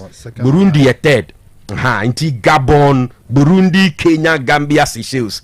The ones are yempese teams we be kwa jina ya name World Cup. Inti Cote d'Ivoire should continue, especially here hitting into day 5 no. Okay. Group G so it is Algeria and on top. Yeah. Me share see I see Mozambique the same points as Algeria. Yeah. The only thing is in terms of goal difference, Algeria were +8 and Omo +6. Is the reason why Algeria were top, right? Yeah. Mozambique omu group na open kakra. Aye. So because Botswana also 666. But maybe me Kofi Minchoano, but you are doing now. That group G no. Awa share the dynamics of the group. Actually say only one team and an outsider. which is Somalia. Somalia. Yeah. Ono obi ehye no. Obi ehye no, yeah. To on the onya point. But I have point accumulation o group no ma Kofi.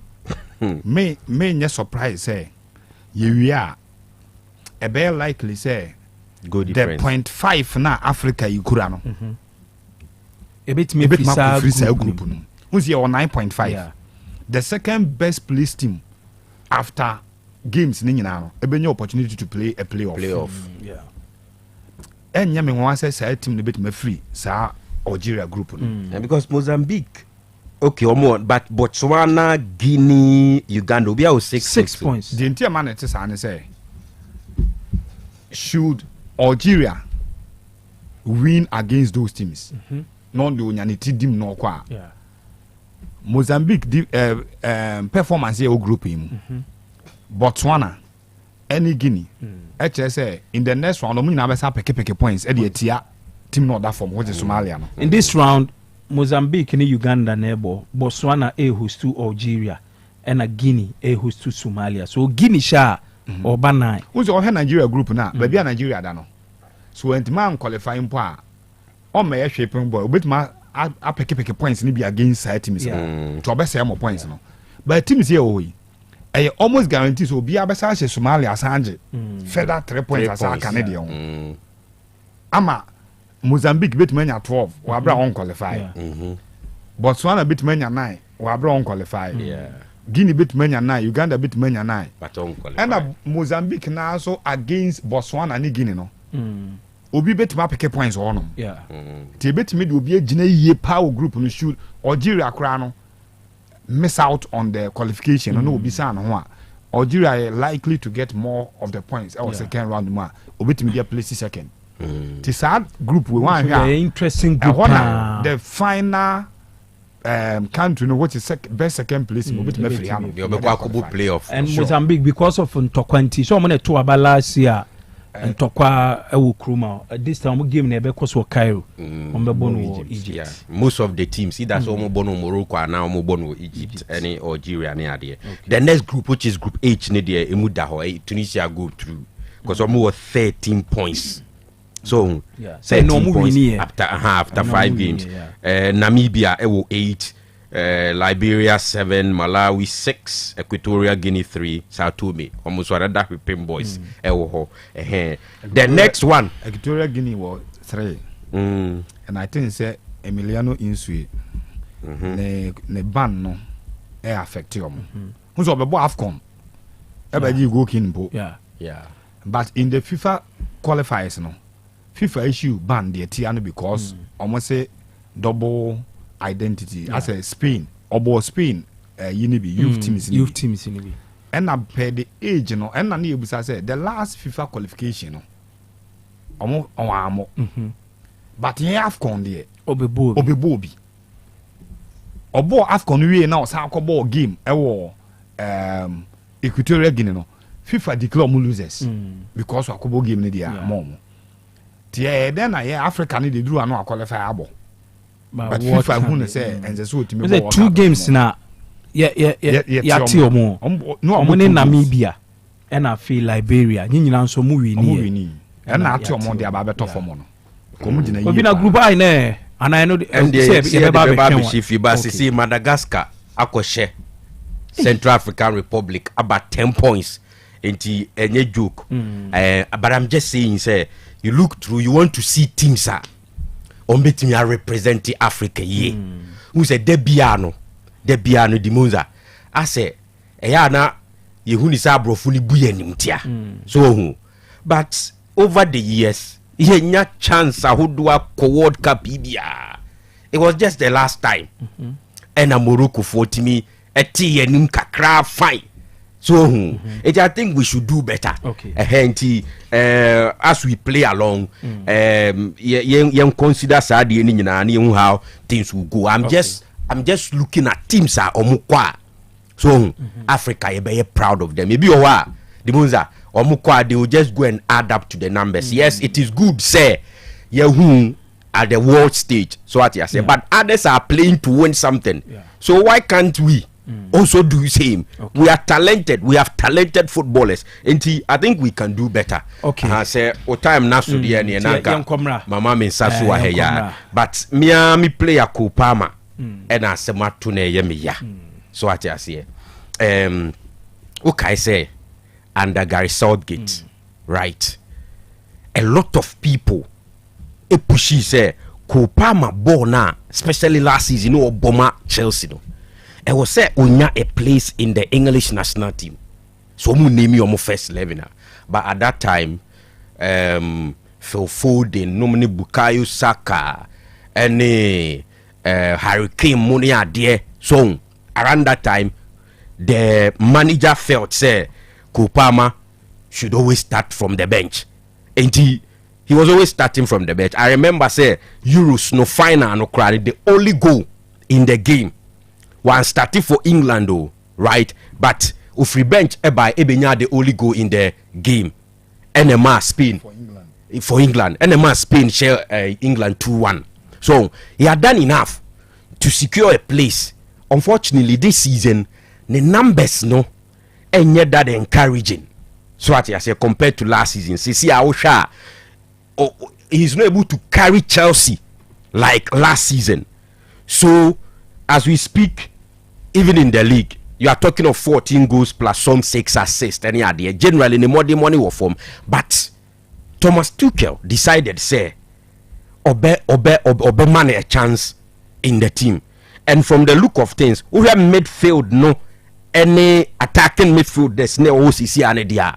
All things being equal, a fit Kupama, most likely to start. But unfortunately, because of the injury or secure here. Or sustaining year or training before Chelsea Arsenal game ninti this is Oma confirm say obesti e okubam ho inti against Albania and then Latvia he will be off onya the chance. And I'm thinking that time ya yehuni sa se no me kofom kakra ne ade nkabia sa games we pa Albania ne Latvia de Kakupama ye fitter. You make a case. So no, they are making a case for himself, but unfortunately, it didn't work that way. So I'm just hoping, say, Obitimi I recover quick. So now in the next games for Chelsea, in the Premier League and also in the Conference League, Obi make his statements. No, now the next call up, no, Thomas Tuchel I consider. Okay. Me, I feel say Ojinem power anymore, or you're unassuming. Okay. Oh man, attention.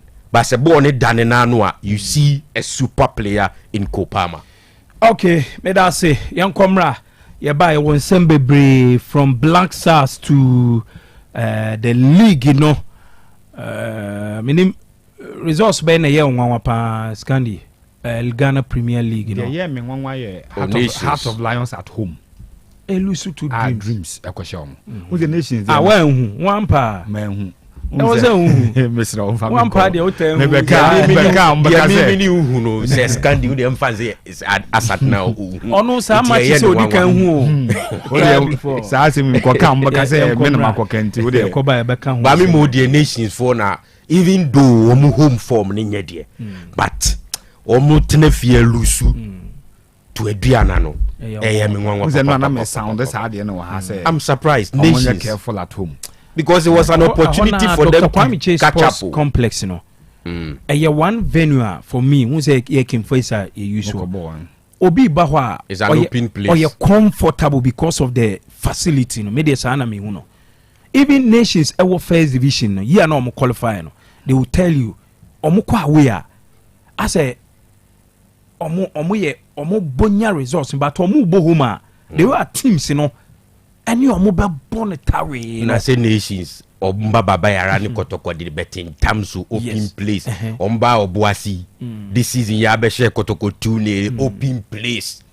But one thing I say, nations what said your more coaching style in city na and your model in city and a lot of the Premier League teams you know.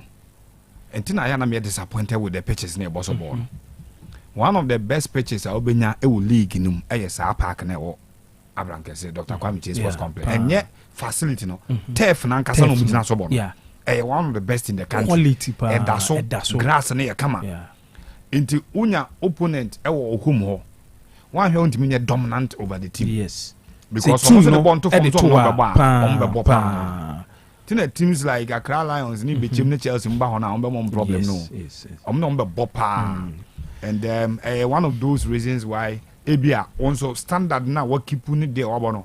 Obeko away no.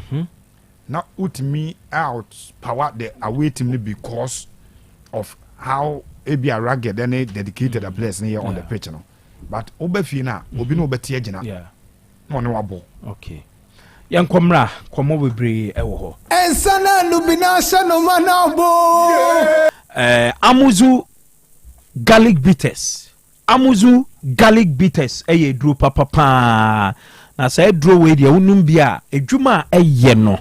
Chese yare nketenkete a etete o yare a ase wako a enko a haw no. Amuzu garlic bitters ena ebeboa etu ase ediamao. Wa moja no ntimi emu adwuma yie nti ama yare nketenkete haw. O blood pressure ewo soro a amuzu garlic bitters ebete so. Obu otena se cha o sori a wontimi ni sisi eye ne ya ne nan o de be pimpim ho ase ananse na ache no eye amuzu garlic bitters ena me kamfo ediamao. Ba jonso mu a chese wote ya opa o jonso a itimi take you be 2 minutes ansa na jonso na aba o jonso a emu apan mienu koje amuzu garlic bitters se unimu bi a stroke aka na hye dem anasa onso hu sign of stroke a amuzu garlic bitters ena me kamfo ediamao. General body weakness amuzu garlic bitters unuma eboaw ema o body no ejina ne naso eye edwuma bi e wo se ye se wo kenka de a unhu ne yie eba o vision a onom amuzu garlic bitters a ebe improve o vision e de amount. Amuzu garlic bitters ye ma obi a okompa so ntimi enna jeso obe miamia ne phone sa ntimi enna onom amuzu garlic bitters a obeda fine ade chenso a wo sori a chese utimi se ho ade pan ye FDA for Ajia to Muko Herbal Shop, any pharmacy shop bia. Obenya Amuzu garlic bitters. Fred Dr. Amuzu. I was 0247 776743 0247 776743. Call Abapa Shopping Mall. Eko Didja. Edia na ope phone, ope laptop, ope fan, ope TV, ope air conditioner hodwo. For when eche Abapa Shopping Mall.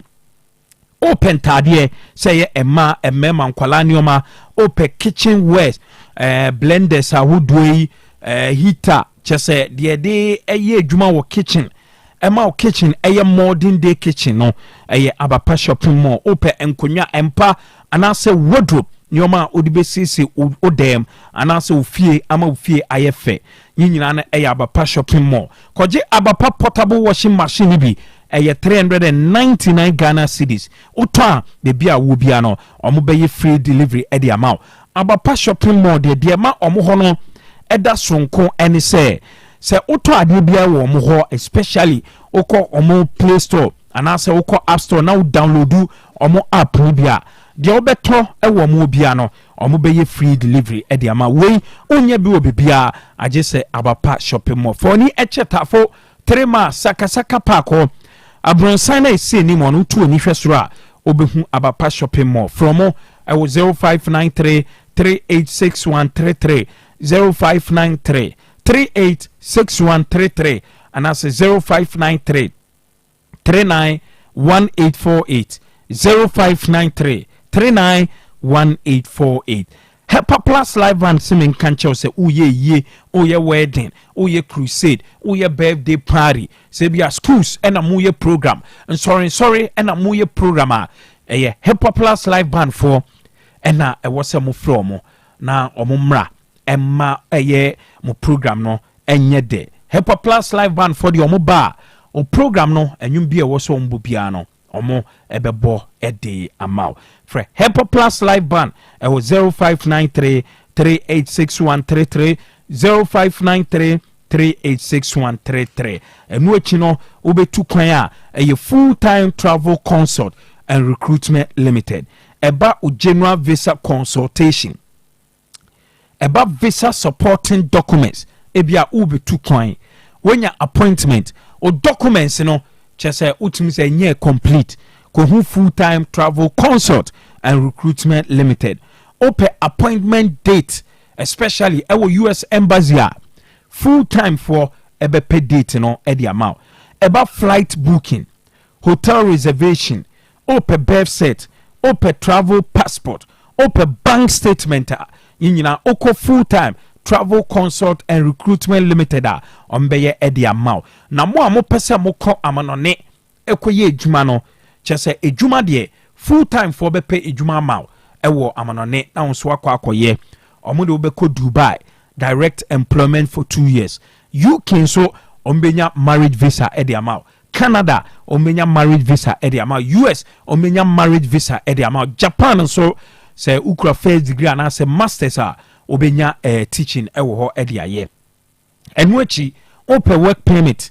ewo amai bit say Germany, Canada, USA, UK, Poland, Denmark, Norway, Luxembourg and in Netherlands full time for ebenya edi amount ukra degree in nursing and I said degree in midwifery yede uko Australia no akwa ye juma student visa say undergraduate and a masters Schengen visa and a ope UK and a New Zealand visa there ho nyina no ye betenete e de ama ohwe full time travel consult and recruitment limited obehu omo e wo Sofulai Work Angels Academy premises ho ho na obehu omo from e wo 0504 161729 0504 161729 and I say 0532 893025 0532 893025 the fearsome tray enomiensa ene aka boom Hepa plus pavi and a plasmos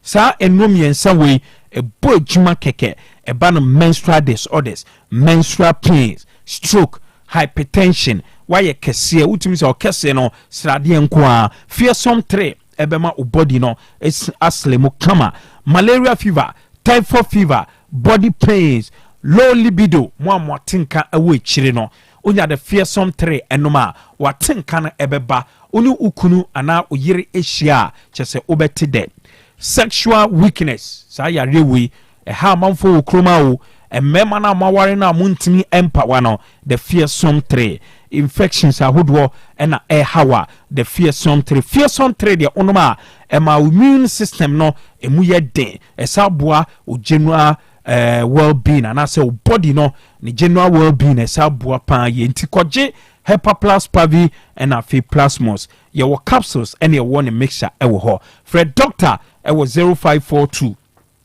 778572 0542 778572 Madaruma and I yedi ensem no de bro now straight away young room ewo Black Stars so Eugene my yenhwe and the Black Stars omu training a course so ewo Accra Sports Ceremony join your Facebook yes na enye juma kakra ewo ho Otec 102.9Fm ewo your Facebook page no so ne Black Stars etoa omu training ne so na ene Black Stars training no fekeke nika we ye mra team no omu si free team bus ni motoado ene di kan ena fe won fresh shafa enso etoa so utimi se broni fita ni team yene eye fita ena fe other technical members no etoa so we eye mra team no eye training na peni behwe ohwe Black Stars training na eno mo ye ya utimi sampa boys no aye poised for action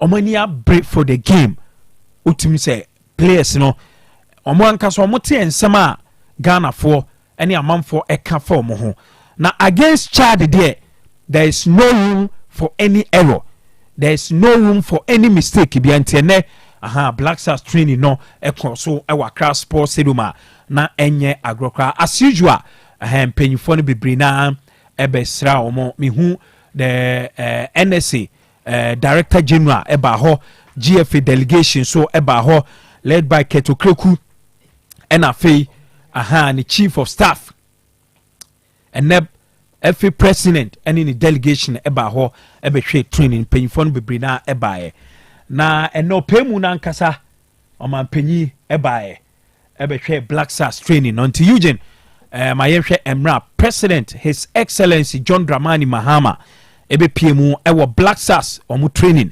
ɛwɔ Accra Sports Stadium na ɛnyɛ agorɔ koraa ɛfiri sɛ ɔassume presidency no the second coming no obi sɛ we need the first assignment ɔbɛhwɛ so and that's the first assignment of the Black Stars so ate ase we mra FA president ekwakushia president mra president eba no omukushia na kama eno echi supporters you know mehu guntu mo se ko fide onim guntu guntu de ne omo etututu kwan ya ena ba ko friends de no hye fugu no miru afini omo frɛ no fugu ba ko bi no hye fugu ho sa ene ma hwɛ ne ye okay with the picture ne beba we say president ba security very very tight o hwɛ we mra ne moto kid no omo di enim enti momra na mo mehwɛ yi Facebook page no president his excellency John Dramani Mahama emra obepie mu ewo Accra Sports Stadium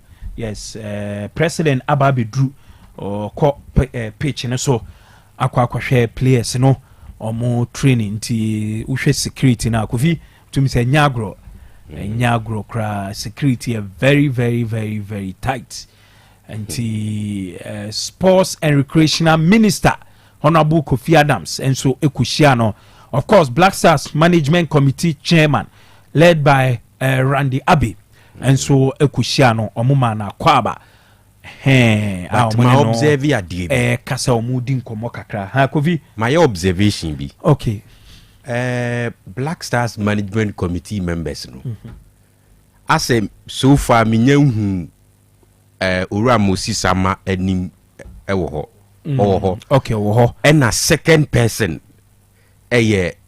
ora Richard Century ono na me omo ko bane ade nyina enra me hu na mra omo ko ye introduction no omo ko Parliament House ni omo ko minister office ni ade nyina ma hu no wo ho and so far menya hu no yes by Katadi of course so no regional chairman no ket body and the region ye bobo no enti owo ho enti ba media say match we say match kesi bi anka ahwe ya ye be ma players na lose concentration dom na ye di co players ni hu ne ye too much doso minim na we bechia na we bechia na GF president the delegation bi anim no mu ko na how why especially enra delegation no mu doors and players from we training na I mean they need to concentrate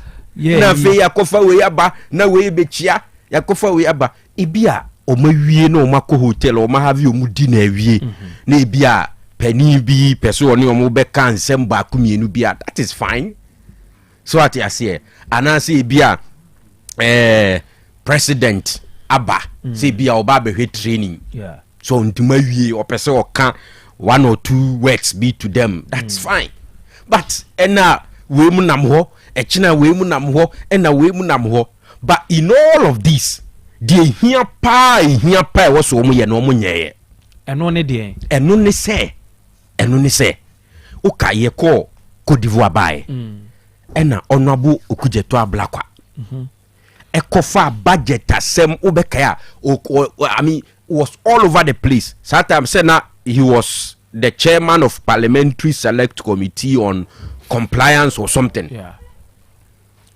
and the whole conversation was that the then sports minister lead the team ami akọ spend the Ghana for sika wabra ama parliament for approval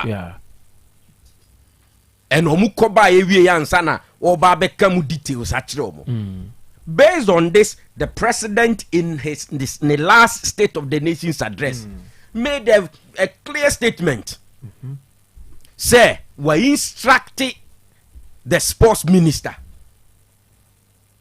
to work with the GFA and ensure say omo budget omo de beba in the next qualifiers, and he was specific or say next month Ghana is going to play in the World Cup qualifiers, and that we instructing the minister to make sure say the budget for such games any assignment will be made public. in the last 2-3 days ewo Ghana ha in the media space, one of the most talked about topics and issues this budget matter. Eno mako arrange, eno mampeni aba, eno mako shia no no mako shia players no. Meanwhile, oma started spending. Nobody knows the budgetary allocation for sa 2 games here boy. Nobody knows. Nobody has made it public. Nobody has made it public. So what you see, na ya na mu feel say mo dada ehwan mo a Ghana for show there is something called goodwill. Goodwill. E komo e di amanfo ne nya asem ketwa e wo kurom ha. Me kan okan say GFA no budget the buy and budget no mo de beba no and na was so mo making it public. Na say no ano no. Say GFA anya budget ama there will be no budget. That me pass say GFA ni be yaba. E be a ministry no e be touch it e be a so mo be finalize budget no. E be timi aye 2 different budgets what I say. But the no kan say budget na F4 no be ya brain ministry no. And no mo nye no. Direct. The F4 ayabo they are approve you in my view they are approve kura ni dimu. Yeah. F4 ni de buy no. Won so approve ye no. They were approving say na wom. So what you say na wom. You see eno na so mu twa omu ye we Demonza you see unim. Se see ano the Ghana for do na edwe ni say enu ma bi hihye budget ni mu a omu de tu dwa Ghana for bu befu because enya dia Ghana fo ani beje ho da enti because of this no enya dia ombe making it public mbe kata so ebuebu asoa. In the end, what does that mean? You are cheating the ordinary Ghanaian. Enti ufu say obi be hye dem abompae tiero na mo be kwa kugina park ni so afeobo ye bebo match be wie no na F4 ni bi asase e trotro social media say this is not normal. It will never be normal because we are never doing things normal here. How can this happen? Say a whole president, our parliament house, and making that declaration, and the minister has ignored it. The minister was appointed by the president too. So what you say? The minister was appointed by the president who was elected by Yen Ghana for. So instruction from the president cannot be ignored by the sector minister. If it happens like that, yemfa so mampani hu ye say minister na ignore the instructions, right? But I'm saying say in the last 2-3 days in the media space obi e ka ho asem ntie no mampani call stadium ho no a ko hia minister no e de ba asem na obi sa no abosen abo 9:22 according to the clock here. Time or we training would even say I bear 2-3 hours time ni. So what you say? But they were laughing. Everybody is like a whole show. I'm for checha mostly. Hey, say obia na dwen say oye kataso mu asoa. Ombebo born ewie. Ye beba betra ha betro say this is not normal. Say Chad any e dia betin tamso. So, because when it happens like that, be interest. What do you have to hide? A dear bay party womb say GF4 say per diem, according to the budget per diem, yentua $500 each day. But you see a huchire into betua a be at $300 a day. We crampo a qualification bonus, yentua winning bonus, and we only pay qualification bonus when you bought all the games na wie near secure qualification to the World Cup. That is where you betua qualification bonus. Na no see a qualifier. How much are we going to pay as qualification bonus? Omu hotel omu kodano a night ebe kosi yesay. Nanke betimi anya de ye cheaper. Ana say I mean se uni bibia to hide that. Why is this thing happening? And the president who gave the instruction today goes there, he will shake hands with all of them and the players, a whole show, they are laughing and all of that. I mean, and it's like that. Okay. President Ofri Sierra Leone a bedria straight away one coffee crap. Into one a friend no say so omo shede create as a support for the blasters. Into omo friend no na kwa catch them say come on my friends. Budget no dia tuja. Mo budget na me ka say mo make ni public no mo nya ni public na mo pese me mra ho. Do it before I come there. Okay. And it's people will begin to do sharp contrasts. Say Uruya or Burkina Faso. Now yet a baby. And ye baby inauguration of President John Mahama. And you who say Wafrena Mana baby. After that, Oko Nukurum.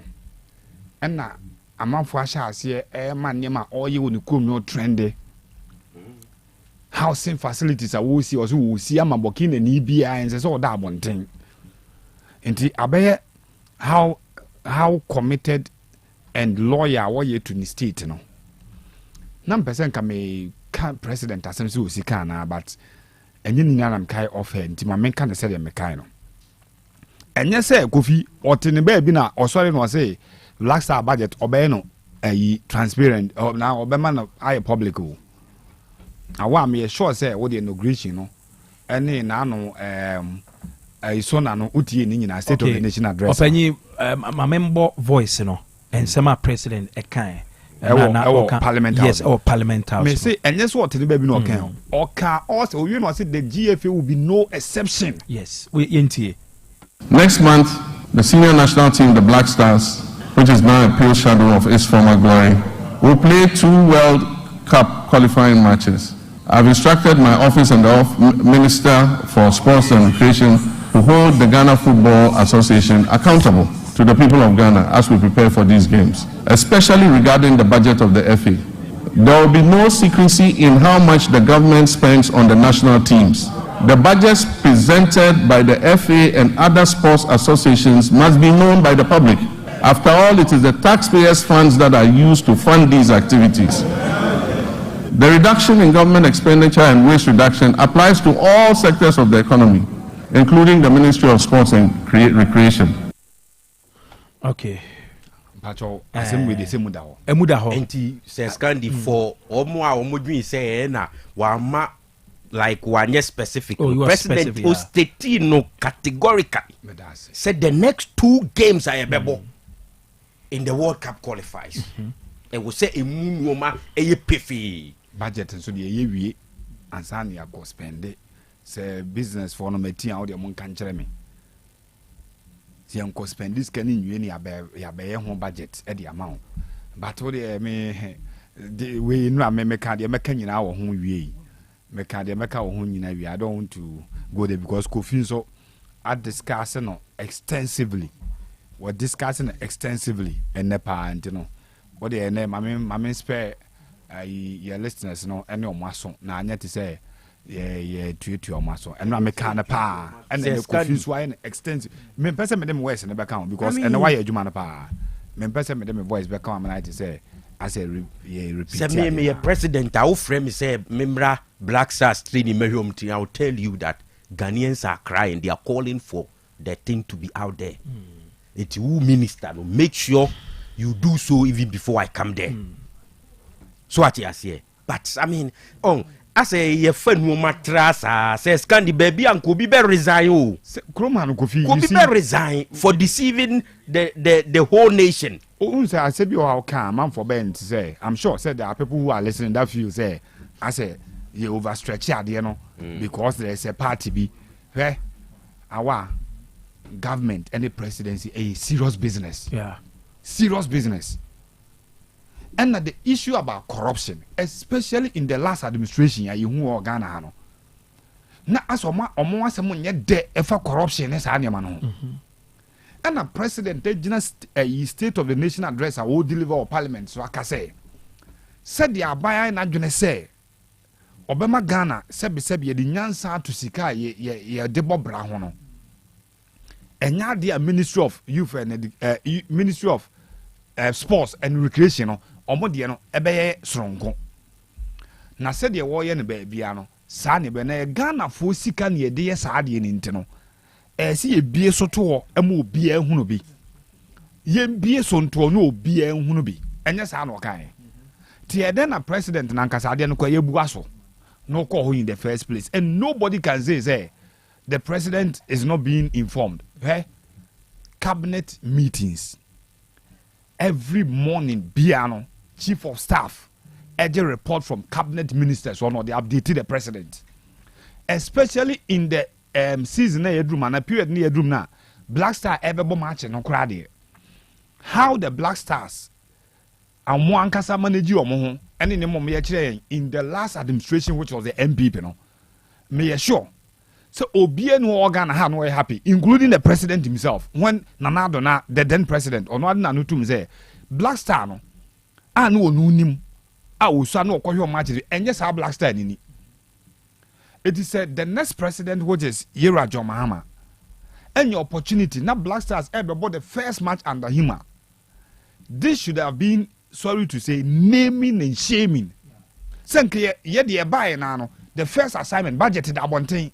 As such as a cut cost. Now my goodwill now twaso. Oh, because they say buy for Friday who enjoy goodwill. Now man not twaso more. Nanka nipa nyina we say I am pass a buy ready say or cut spend unze way opo. Umpo. Jirigo go something ka bet my ye. Obet mu kwa akase wo buy kwa no wa be negotiate your friend is saying per diem no downwards. What be so check Ghana for a players na momati say Ghana for nyina na ho kire. The last abai no twam no in their own way, sorry to say, no more criminals or maybe we are or maybe boy chrono by here the buy no and I'm say abai say bibia te pansam into ye be a such a place no or me Ghana for no more dog gun into Matia say even per diem kwano so mom fan chimpo mo say ente say if there is a winning bonus umpo structure be wa the entire maker if there is because ya tournament o maka as a qualification bonus ya boy wie I'm a player or no more tournament in the catcher say omoji winning bonus. And your qualification bonus. Kwabno usu right? Striker. Yes. No car say even the game against Tunisia say komu winning ya. Kayem for the normal winning bonus on the momo. Now komo beji $15,000. Yeah. It will bet me can say o kwad o buy no. Wa ba better to sane man so dia man. Nanka good work na start e no na. Say doctor ni bi. And na doctor for Ghana Medical Association for come boom. Some person ebi almost strike aban so a then there can be that good well now obekwa koya say oh aban ni ma nye se de esibeto na nye ebi nkura no na no Black Star for ya akura aban no ye bi ni ma so che omko ye considerate e ka say oh we de yesre yesu ye de betima ye de aboan say o de mfa say $300 of per diem no kwa ye de ache state no yesu ye donation betima ya ma state ne wo aban a waba foforo unyam fa ni fit and say ye de ache we bro so say a president watena konwa so akwa asamba ontimenye what at all is with the football obia ne football fo nya hia wi a ade a owo pepe so obitima ya mo man ontimenye bi Kofi Adams me hu ni ye Kofi Adams say me can so hu ni and you see NDC must be very careful because the last time you nya huge scandal with our football especially the Black Stars na ye NDC abanet so and when it mean usually I don't like to talk this way because some say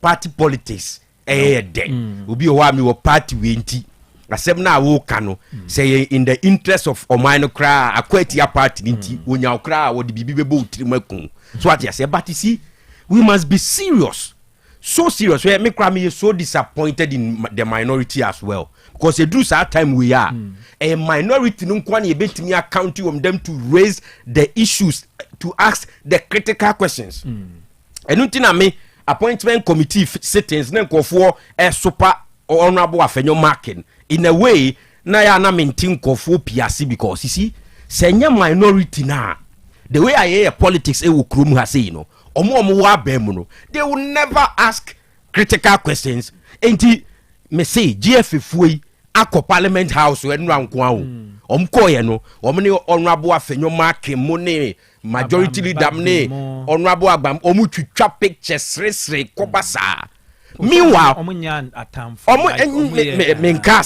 menkasa omko but it was on the floor of parliament and a president ebe make his declaration no and omu debate on the budget too right when it comes to the Black Stars issues there they have monitored that they've been silent but this one The president was clear that the next 2 games I have instructed the minister.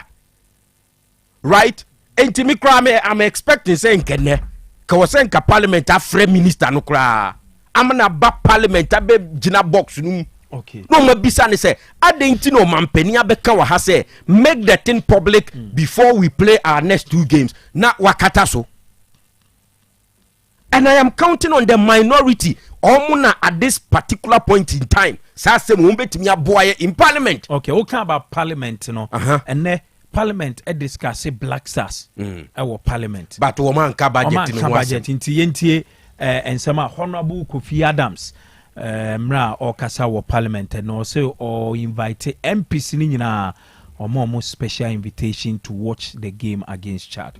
Mr. Speaker, this is a national mission and it requires the support of everyone, including this august house. I extend a special invitation to all members of parliament to join us in the stance as we support the Black Stars in their upcoming World Cup qualifier against Chad on Friday, 21st March 2025 at 7 p.m. at the Accra Sports Stadium. Let us lead by example, show that when it comes to national football, we are united in purpose, passion, and patriotism. Ghana's football must rise again, and rise it will. Okay, the Honorable Kofi Adams, Minister for Sports and Recreation, and Amotin and Kanoma MPs in special invite and answer invitation say or more MHG game no more support to Black Stars team no. Honorable na space is no mbekwa kwa nke beton. Oh, penny MPC be ball. Say Demonza ye ka sema ye no mu bi enu nyo omu ni scan che wan nke o so tua. Wan always get so go tua gate fee. Ah? Oh, now MP or penny or serve my gate fee or serve they are there representing us. Sure, na gate fee all of us cannot be there. Or best stadium abehwe na free gate kra e ka be nkwa. Me kire say ye kabo. Oh, isi yema asem no yema Demonza ohun yema ne nya clear o. Sa spaces na ye de be mu omu ni nyina no. Enke betumi aton. E de nya sika. Into them fans scan the MP said 275 into the ebia ye mom nyina na beba o dem fans o mu nyina akra 200 cedi seat no o mu nyina akra mra say sini o mu kwa basa wala ba akobu bi abasa Demonza o de yentie honorable o ka minority asem o ma mbusa budget no yentie asema honorable afenyo makimi so why he's been critical. Okay, yentie honorable Patrick Boama, MP for Kaikwe Central. Yes, and also Kasadi for Chad and in Madagascar game. Time now, Ghanaians have been bleeding with the performance of the Black Stars, given the amount of money we've been spending on our national team and the kind of results they produce, Mr. Speaker. This should be a turning point in the life of the national team, the Black Stars. I've seen the list from the coach. I've seen the arrival of some of the key players into the national team who are playing Chad on Friday and Madagascar on Monday. We expect the team to deliver all 6 points to give the nation some hope that they are serious with regards to the investment and the emotions Ghanaians attach to the national team. Parliament will give the national team the due support, and I entreat the minister to support members to come to the stadium with some complimentary. We are not asking for VIP. Me, I love the popular stand where I can speak my mind. So, Kofi, say we there. Na popular stand crass say we Honorable Patrick Boama say on one complimentary or popular stand. Popular stand so 10 cedis. Popular stand. Senior popular stand one can say ya ultimate just throw and found so MP. One can say ya ultimate just throw. So one say buy the critical matter no once wo mu nyina obi ayedin once obi ayedin when the benefit all wo kuje to wo hefa kuje to abla kwa parliament na ko foreign mission mu refi ana say the last AFCON ye ko bae on the ko raise the matter say minister na atam Ghana sika akọ spend wabra yakọ spend wabra ama parliament for even approval. And nobody knew about it.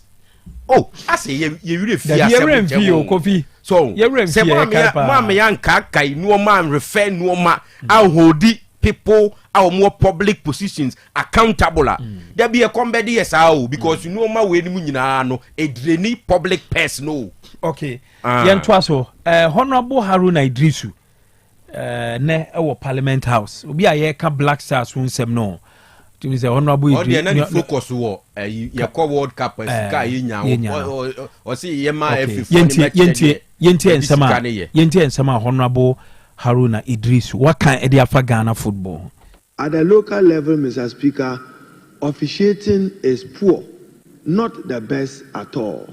And the pitches, Mr. Speaker, let me share this with the minister. Currently, I use Tamale Sports Stadium, Ali Muhammad Sports Stadium as a venue for Karela.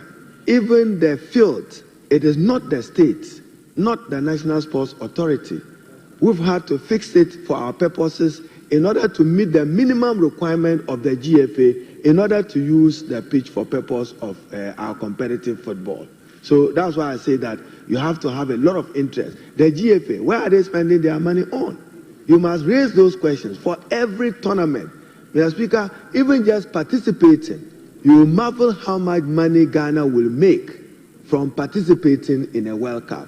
The players even have personal benefits. In fact, the players who went to Qatar, a player who appeared only once went home with not less than $90,000 as his participating reward or benefit. Not to talk of how much the country got. If you fared better and you got to semi-finals and finals, the bigger the reward. So, Minister, we have no excuse against Chad. Our reputation in football have waned over the years because of the indiscipline. Hey, our reputation in football has waned. Just a form over the years. And Yenimonyam of football, mono a form over the years. And how? I was saying, Hame, open Parliament and what? Obedi boy ejika krabi o. Who's the osu? On how the inside and out of football. Or say our officiating is poor. Yes. O carry no, and I say you bad. Because ni team Karela good. O remu kakrabi no. Ah we kwad onye no mu asu kwad say the team na ebobi. Menya so so the team na chi akomat bi ada. The team na ebobi a okoba onya ho report no mpo. Odi 10 years ewo football num na odi ball na chi da kwa wan hada ko ni rebe fi no so ye honorable member of Parliament House ade a refi for ndie nkofo okuruma no parliament o and a senior figure who was once upon a time the minority leader and now education minister and a presidential candidate in waiting what has more kafa refi for okuruma was officiating is poor. But see no evil, hear no evil for now. Omni football no. Agiom say officiating is on top. Bibia you okay? Bibia you okay? Now no ye and even Division 2 no. Division 2 ni Division 1. Ye boy we are na place si refis no. Say now no ya zone 2 besides you. Yeah, Sky ne wise no. Yes. Now we elimina sharks. The na obi kosa anyu akoto gu refie ni and watwam. The following 2 weeks after no and na players nya no kobo refie nkunu. All because of officiating no na me say Brennan here tell radio to cancel refie na akonu school na twam. Emra ni say nyina enim. Wa apply ehu. Okay. Yehu. Yam mubo we ni wie na ye metwa so emra nti. Jordan are you so say Black Stars am I ready for the battle on Friday? Ghana Premier League matches are course and ne na yemfa results no entwa so emfa emmamo. Young Apostles any Asante Kotoko ebo 0-0 ewo wenchi. Samatex eshemienu ema mediema etimu baako. Kwesi Sapon any Emmanuel Usu buachine bo 2 goals no ede ema Samatex na Emmanuel Usu etie kanim baako ede ema mediema Sporting Club. Bechem United eche hasu folk 1-0 Kofi Tompuo eni nya the only goal no ɛde ɛma Bechem United. Holy Stars ɛtena fie ɛma Michael Nkua ɛhyɛ the only goal ɛde ma baby any Gold Stars ɛma Gold Stars ɛnya win. Heart of Lions ɛtena fie ma Dreams ɛkɔhyɛ ɔmo 2-1 Nana Kwesi Opon ɛne nya the only goal de ma Lions ɛna Eric Eso ɛne Kofi Masha ɔmo ɛne nya 2 goals no ɛde ɛma Dreams. Nations tena fie ɛma Aduana Stars ɛkɔhyɛ ɔmo 1-0 Emmanuel Mafo ɔno ɛne nya the only goal no ɛde ɛma ɔmo. Wonim sɛ Chelsea ɛne Nsuatreman ɛnya de a ɛba so ɛna late kick-off Lagos City ɛne Vision game no and day 1-1 and any games are a course when Nyame adoma ochina Accra Lions Omune Karela and a di ebeboini want to we highlight of Mediema or more any summer test game a course so on league table no league table no mebana mabe confirm league table no the amount after games no and a Sante Kotoko coach Prosper Nate Ogum wakasa the afa draw Omo Ekoboye against Young Apostles. It was a very physical game, and I think it was so due to the nature of the pitch. The pitch did not allow both teams to keep the ball on the turf and play, because anytime the ball bounces, or you pass the ball on the turf, it's just changing direction, and it was difficult for both teams to play. Because I saw Young Apostles when we played at Obuasi, they could keep the ball and play. Today they didn't do that, we also didn't do that. So mostly the ball was in the air, and it was a battle of first balls and second balls. I think we were able to deal with most of the first balls very well, but then the second balls, I think they had the advantage of picking most of the second balls and going into transition. So to me, basically, it was a physical game which had to do with just ballooning the ball from one end to the other. That's it. But then I told them that if you want to be a contender, some of these things, mentally you try to deal with them.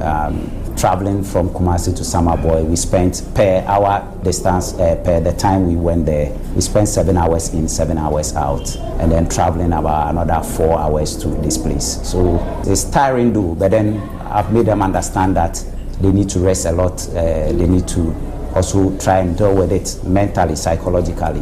If you want to be a title contender, some of these things, when they happen, you try to overcome them mentally and then get yourself ready. So it's a factor, but then the most important thing is that we didn't lose. We got a point, and we have to refocus and move on. Okay, the Yane say Asante Kotoko yen lusu yenya 1 point away or see game ne physical to me say more day pitch and so na ensheda enyentino. My born bono the Drew baby na ayede kakra yen ko Bechem after Hasselfolk defeating Abubakar Watara and so ekasa edifa game no. We lost 1-0 since you are very good. The better to win the match. What do you think accounted for your loss this afternoon? No, we lost because the children scored a goal finish. You have anything to say, we lost the match. What lessons are you taking from these defeats going forward in your games? It's part of the game. The remaining 12 matches, we are going to play the 12 another matches. We are going to prepare to play another 12 matches. Your ambition to win the league this year after these 2 losses? I tell you, ambition to win the league. I tell you. Okay, I know any sama Abubakar Watara de Tujana and which the end buyer Coach Watara any journalist be koye and some kikane heated yente and sama Abubakar Watara ekae. Coach, it seems as a most struggle, the winner set pieces like we need to be a set piece specialist. Meaning say we are training grounds like more work towards and more analysis because at 2 full games as a set pieces now we make use of it. A normal pressman, a factory from higher. It seems as a most struggle, the winner set pieces like we need to be a set piece specialist. Meaning say we are training grounds like more work towards and more analysis because at 2 full games as a set pieces now we make use of it. A normal pressman, a factory from higher. Normally the camera never. The MR say we buy, we say who needs, but don't judge as a folk about this. Talk about the general. For me, back at the country, the own year, we in the profession. Talk about the match. Say me the one who game one. Ever pump people because we treat for now the year. That's it. I'll tell you. Yeah, you set pieces and the yeah, now who play a training ground? What coach that? What are you talking about? Don't bring your things you are thinking your kitchen. Come and tell me. Okay, you are talking about football. No, before. Who is that before? Let me start down.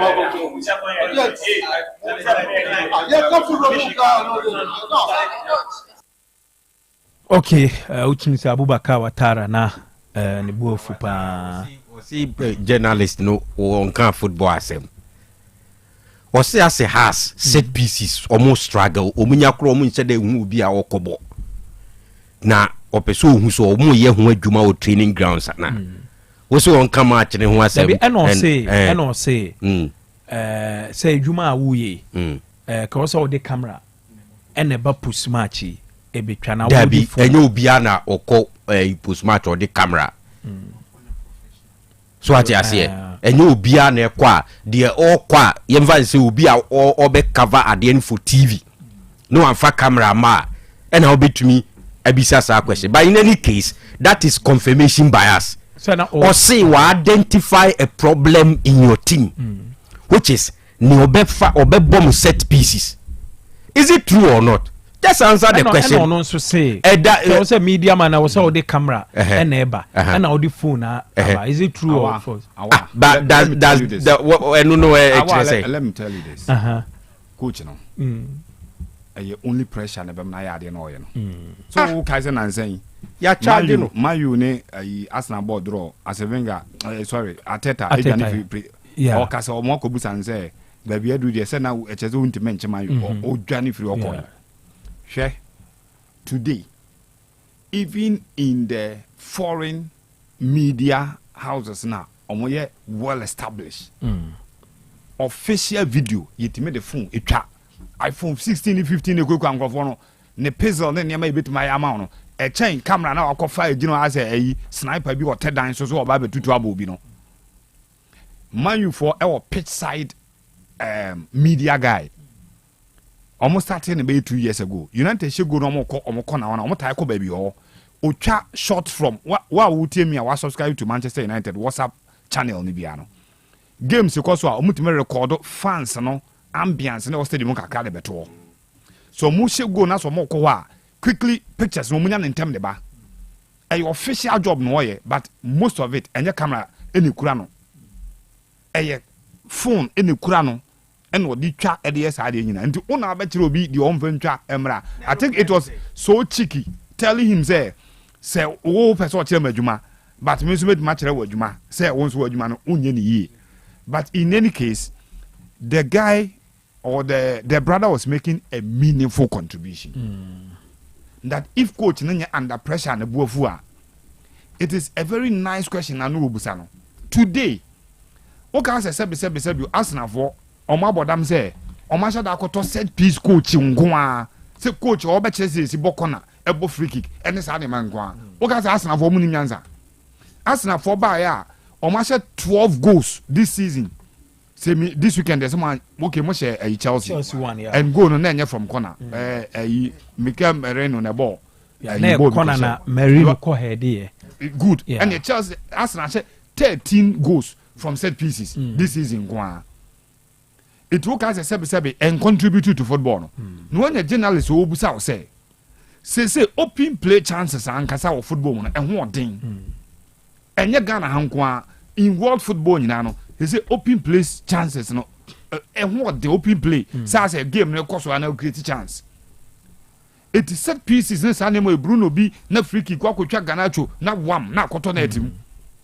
Arsenal corner kikiri na Saliba anase Gabriel ngwapem na ato na team no e be obusa o say ase mu bo game na se munya set pieces a mu ntime fanya hwe na training grounds ho no mu ro heze sa ade no anase mo kwa sebi mu ko gina mu na mabo no se de mo we wo so obuafu obanyi say we de nyesa me support Watara say he de anso a train ntime nka say train yam practice free kick. Now practice ya Argentina over match dia enye adwuma. Kofi nya sam go meba.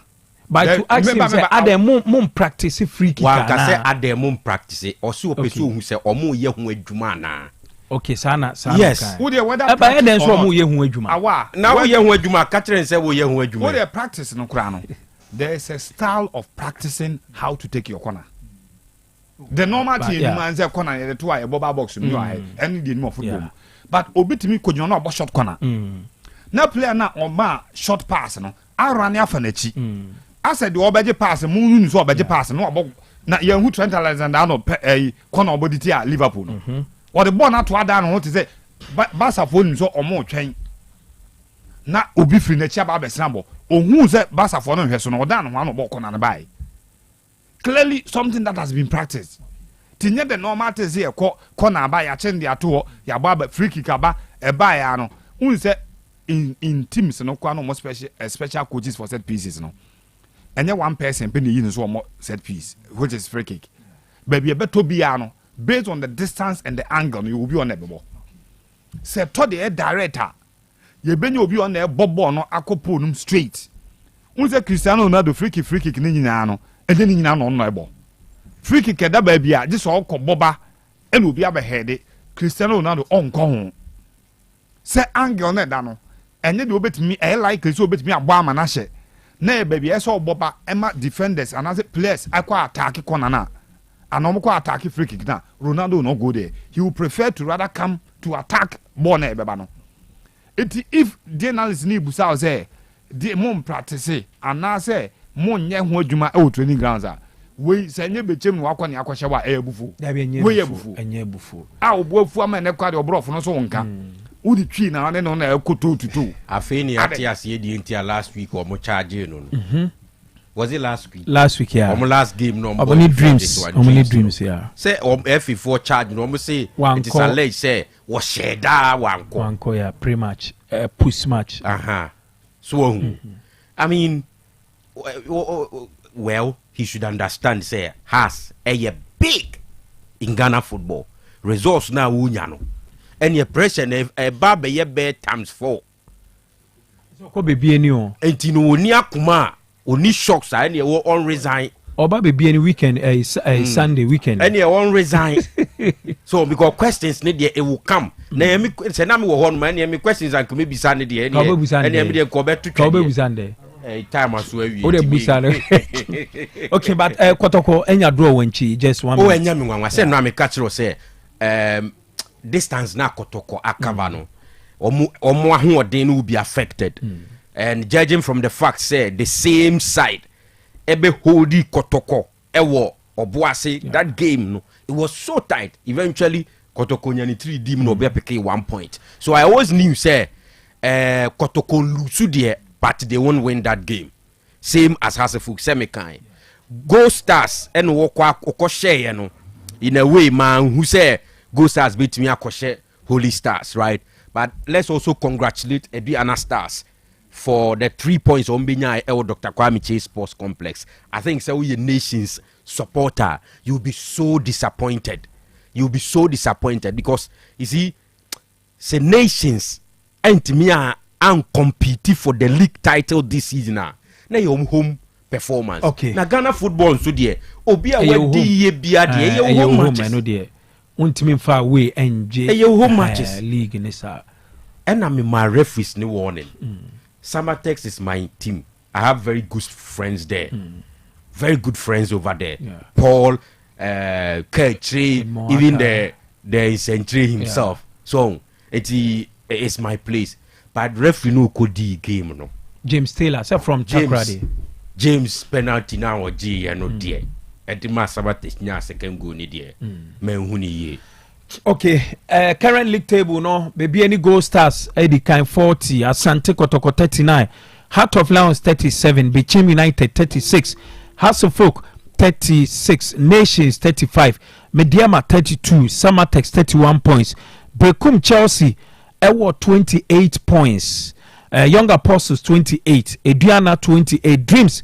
27 points Holy Stars 24 Vision 24 Legon Cities 21 Nswatemai 21 Karela Ewo 18 and Accra Lions Ewo 16 Nyame Adoma Ochina Karela and Accra Lions and Ebebo and then Ewo Bekum so the normal formalities and the usual formalities in a Scandi esa to aso Chelsea for eco park and so ko gina referees by ye bibia after 30 minutes and a referee moro e we still here I no so game no maso e wo e honom te no ene de call so yemfansia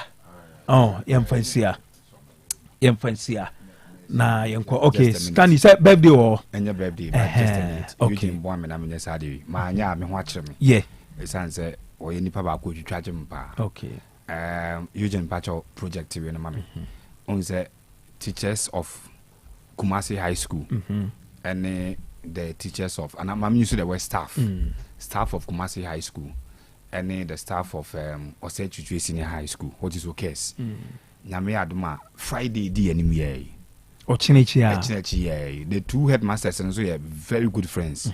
Pascal for Kumasi High School and M Square, Mr. Michael Mensah for Mokes. Okay. Omi na be TSC Park na so.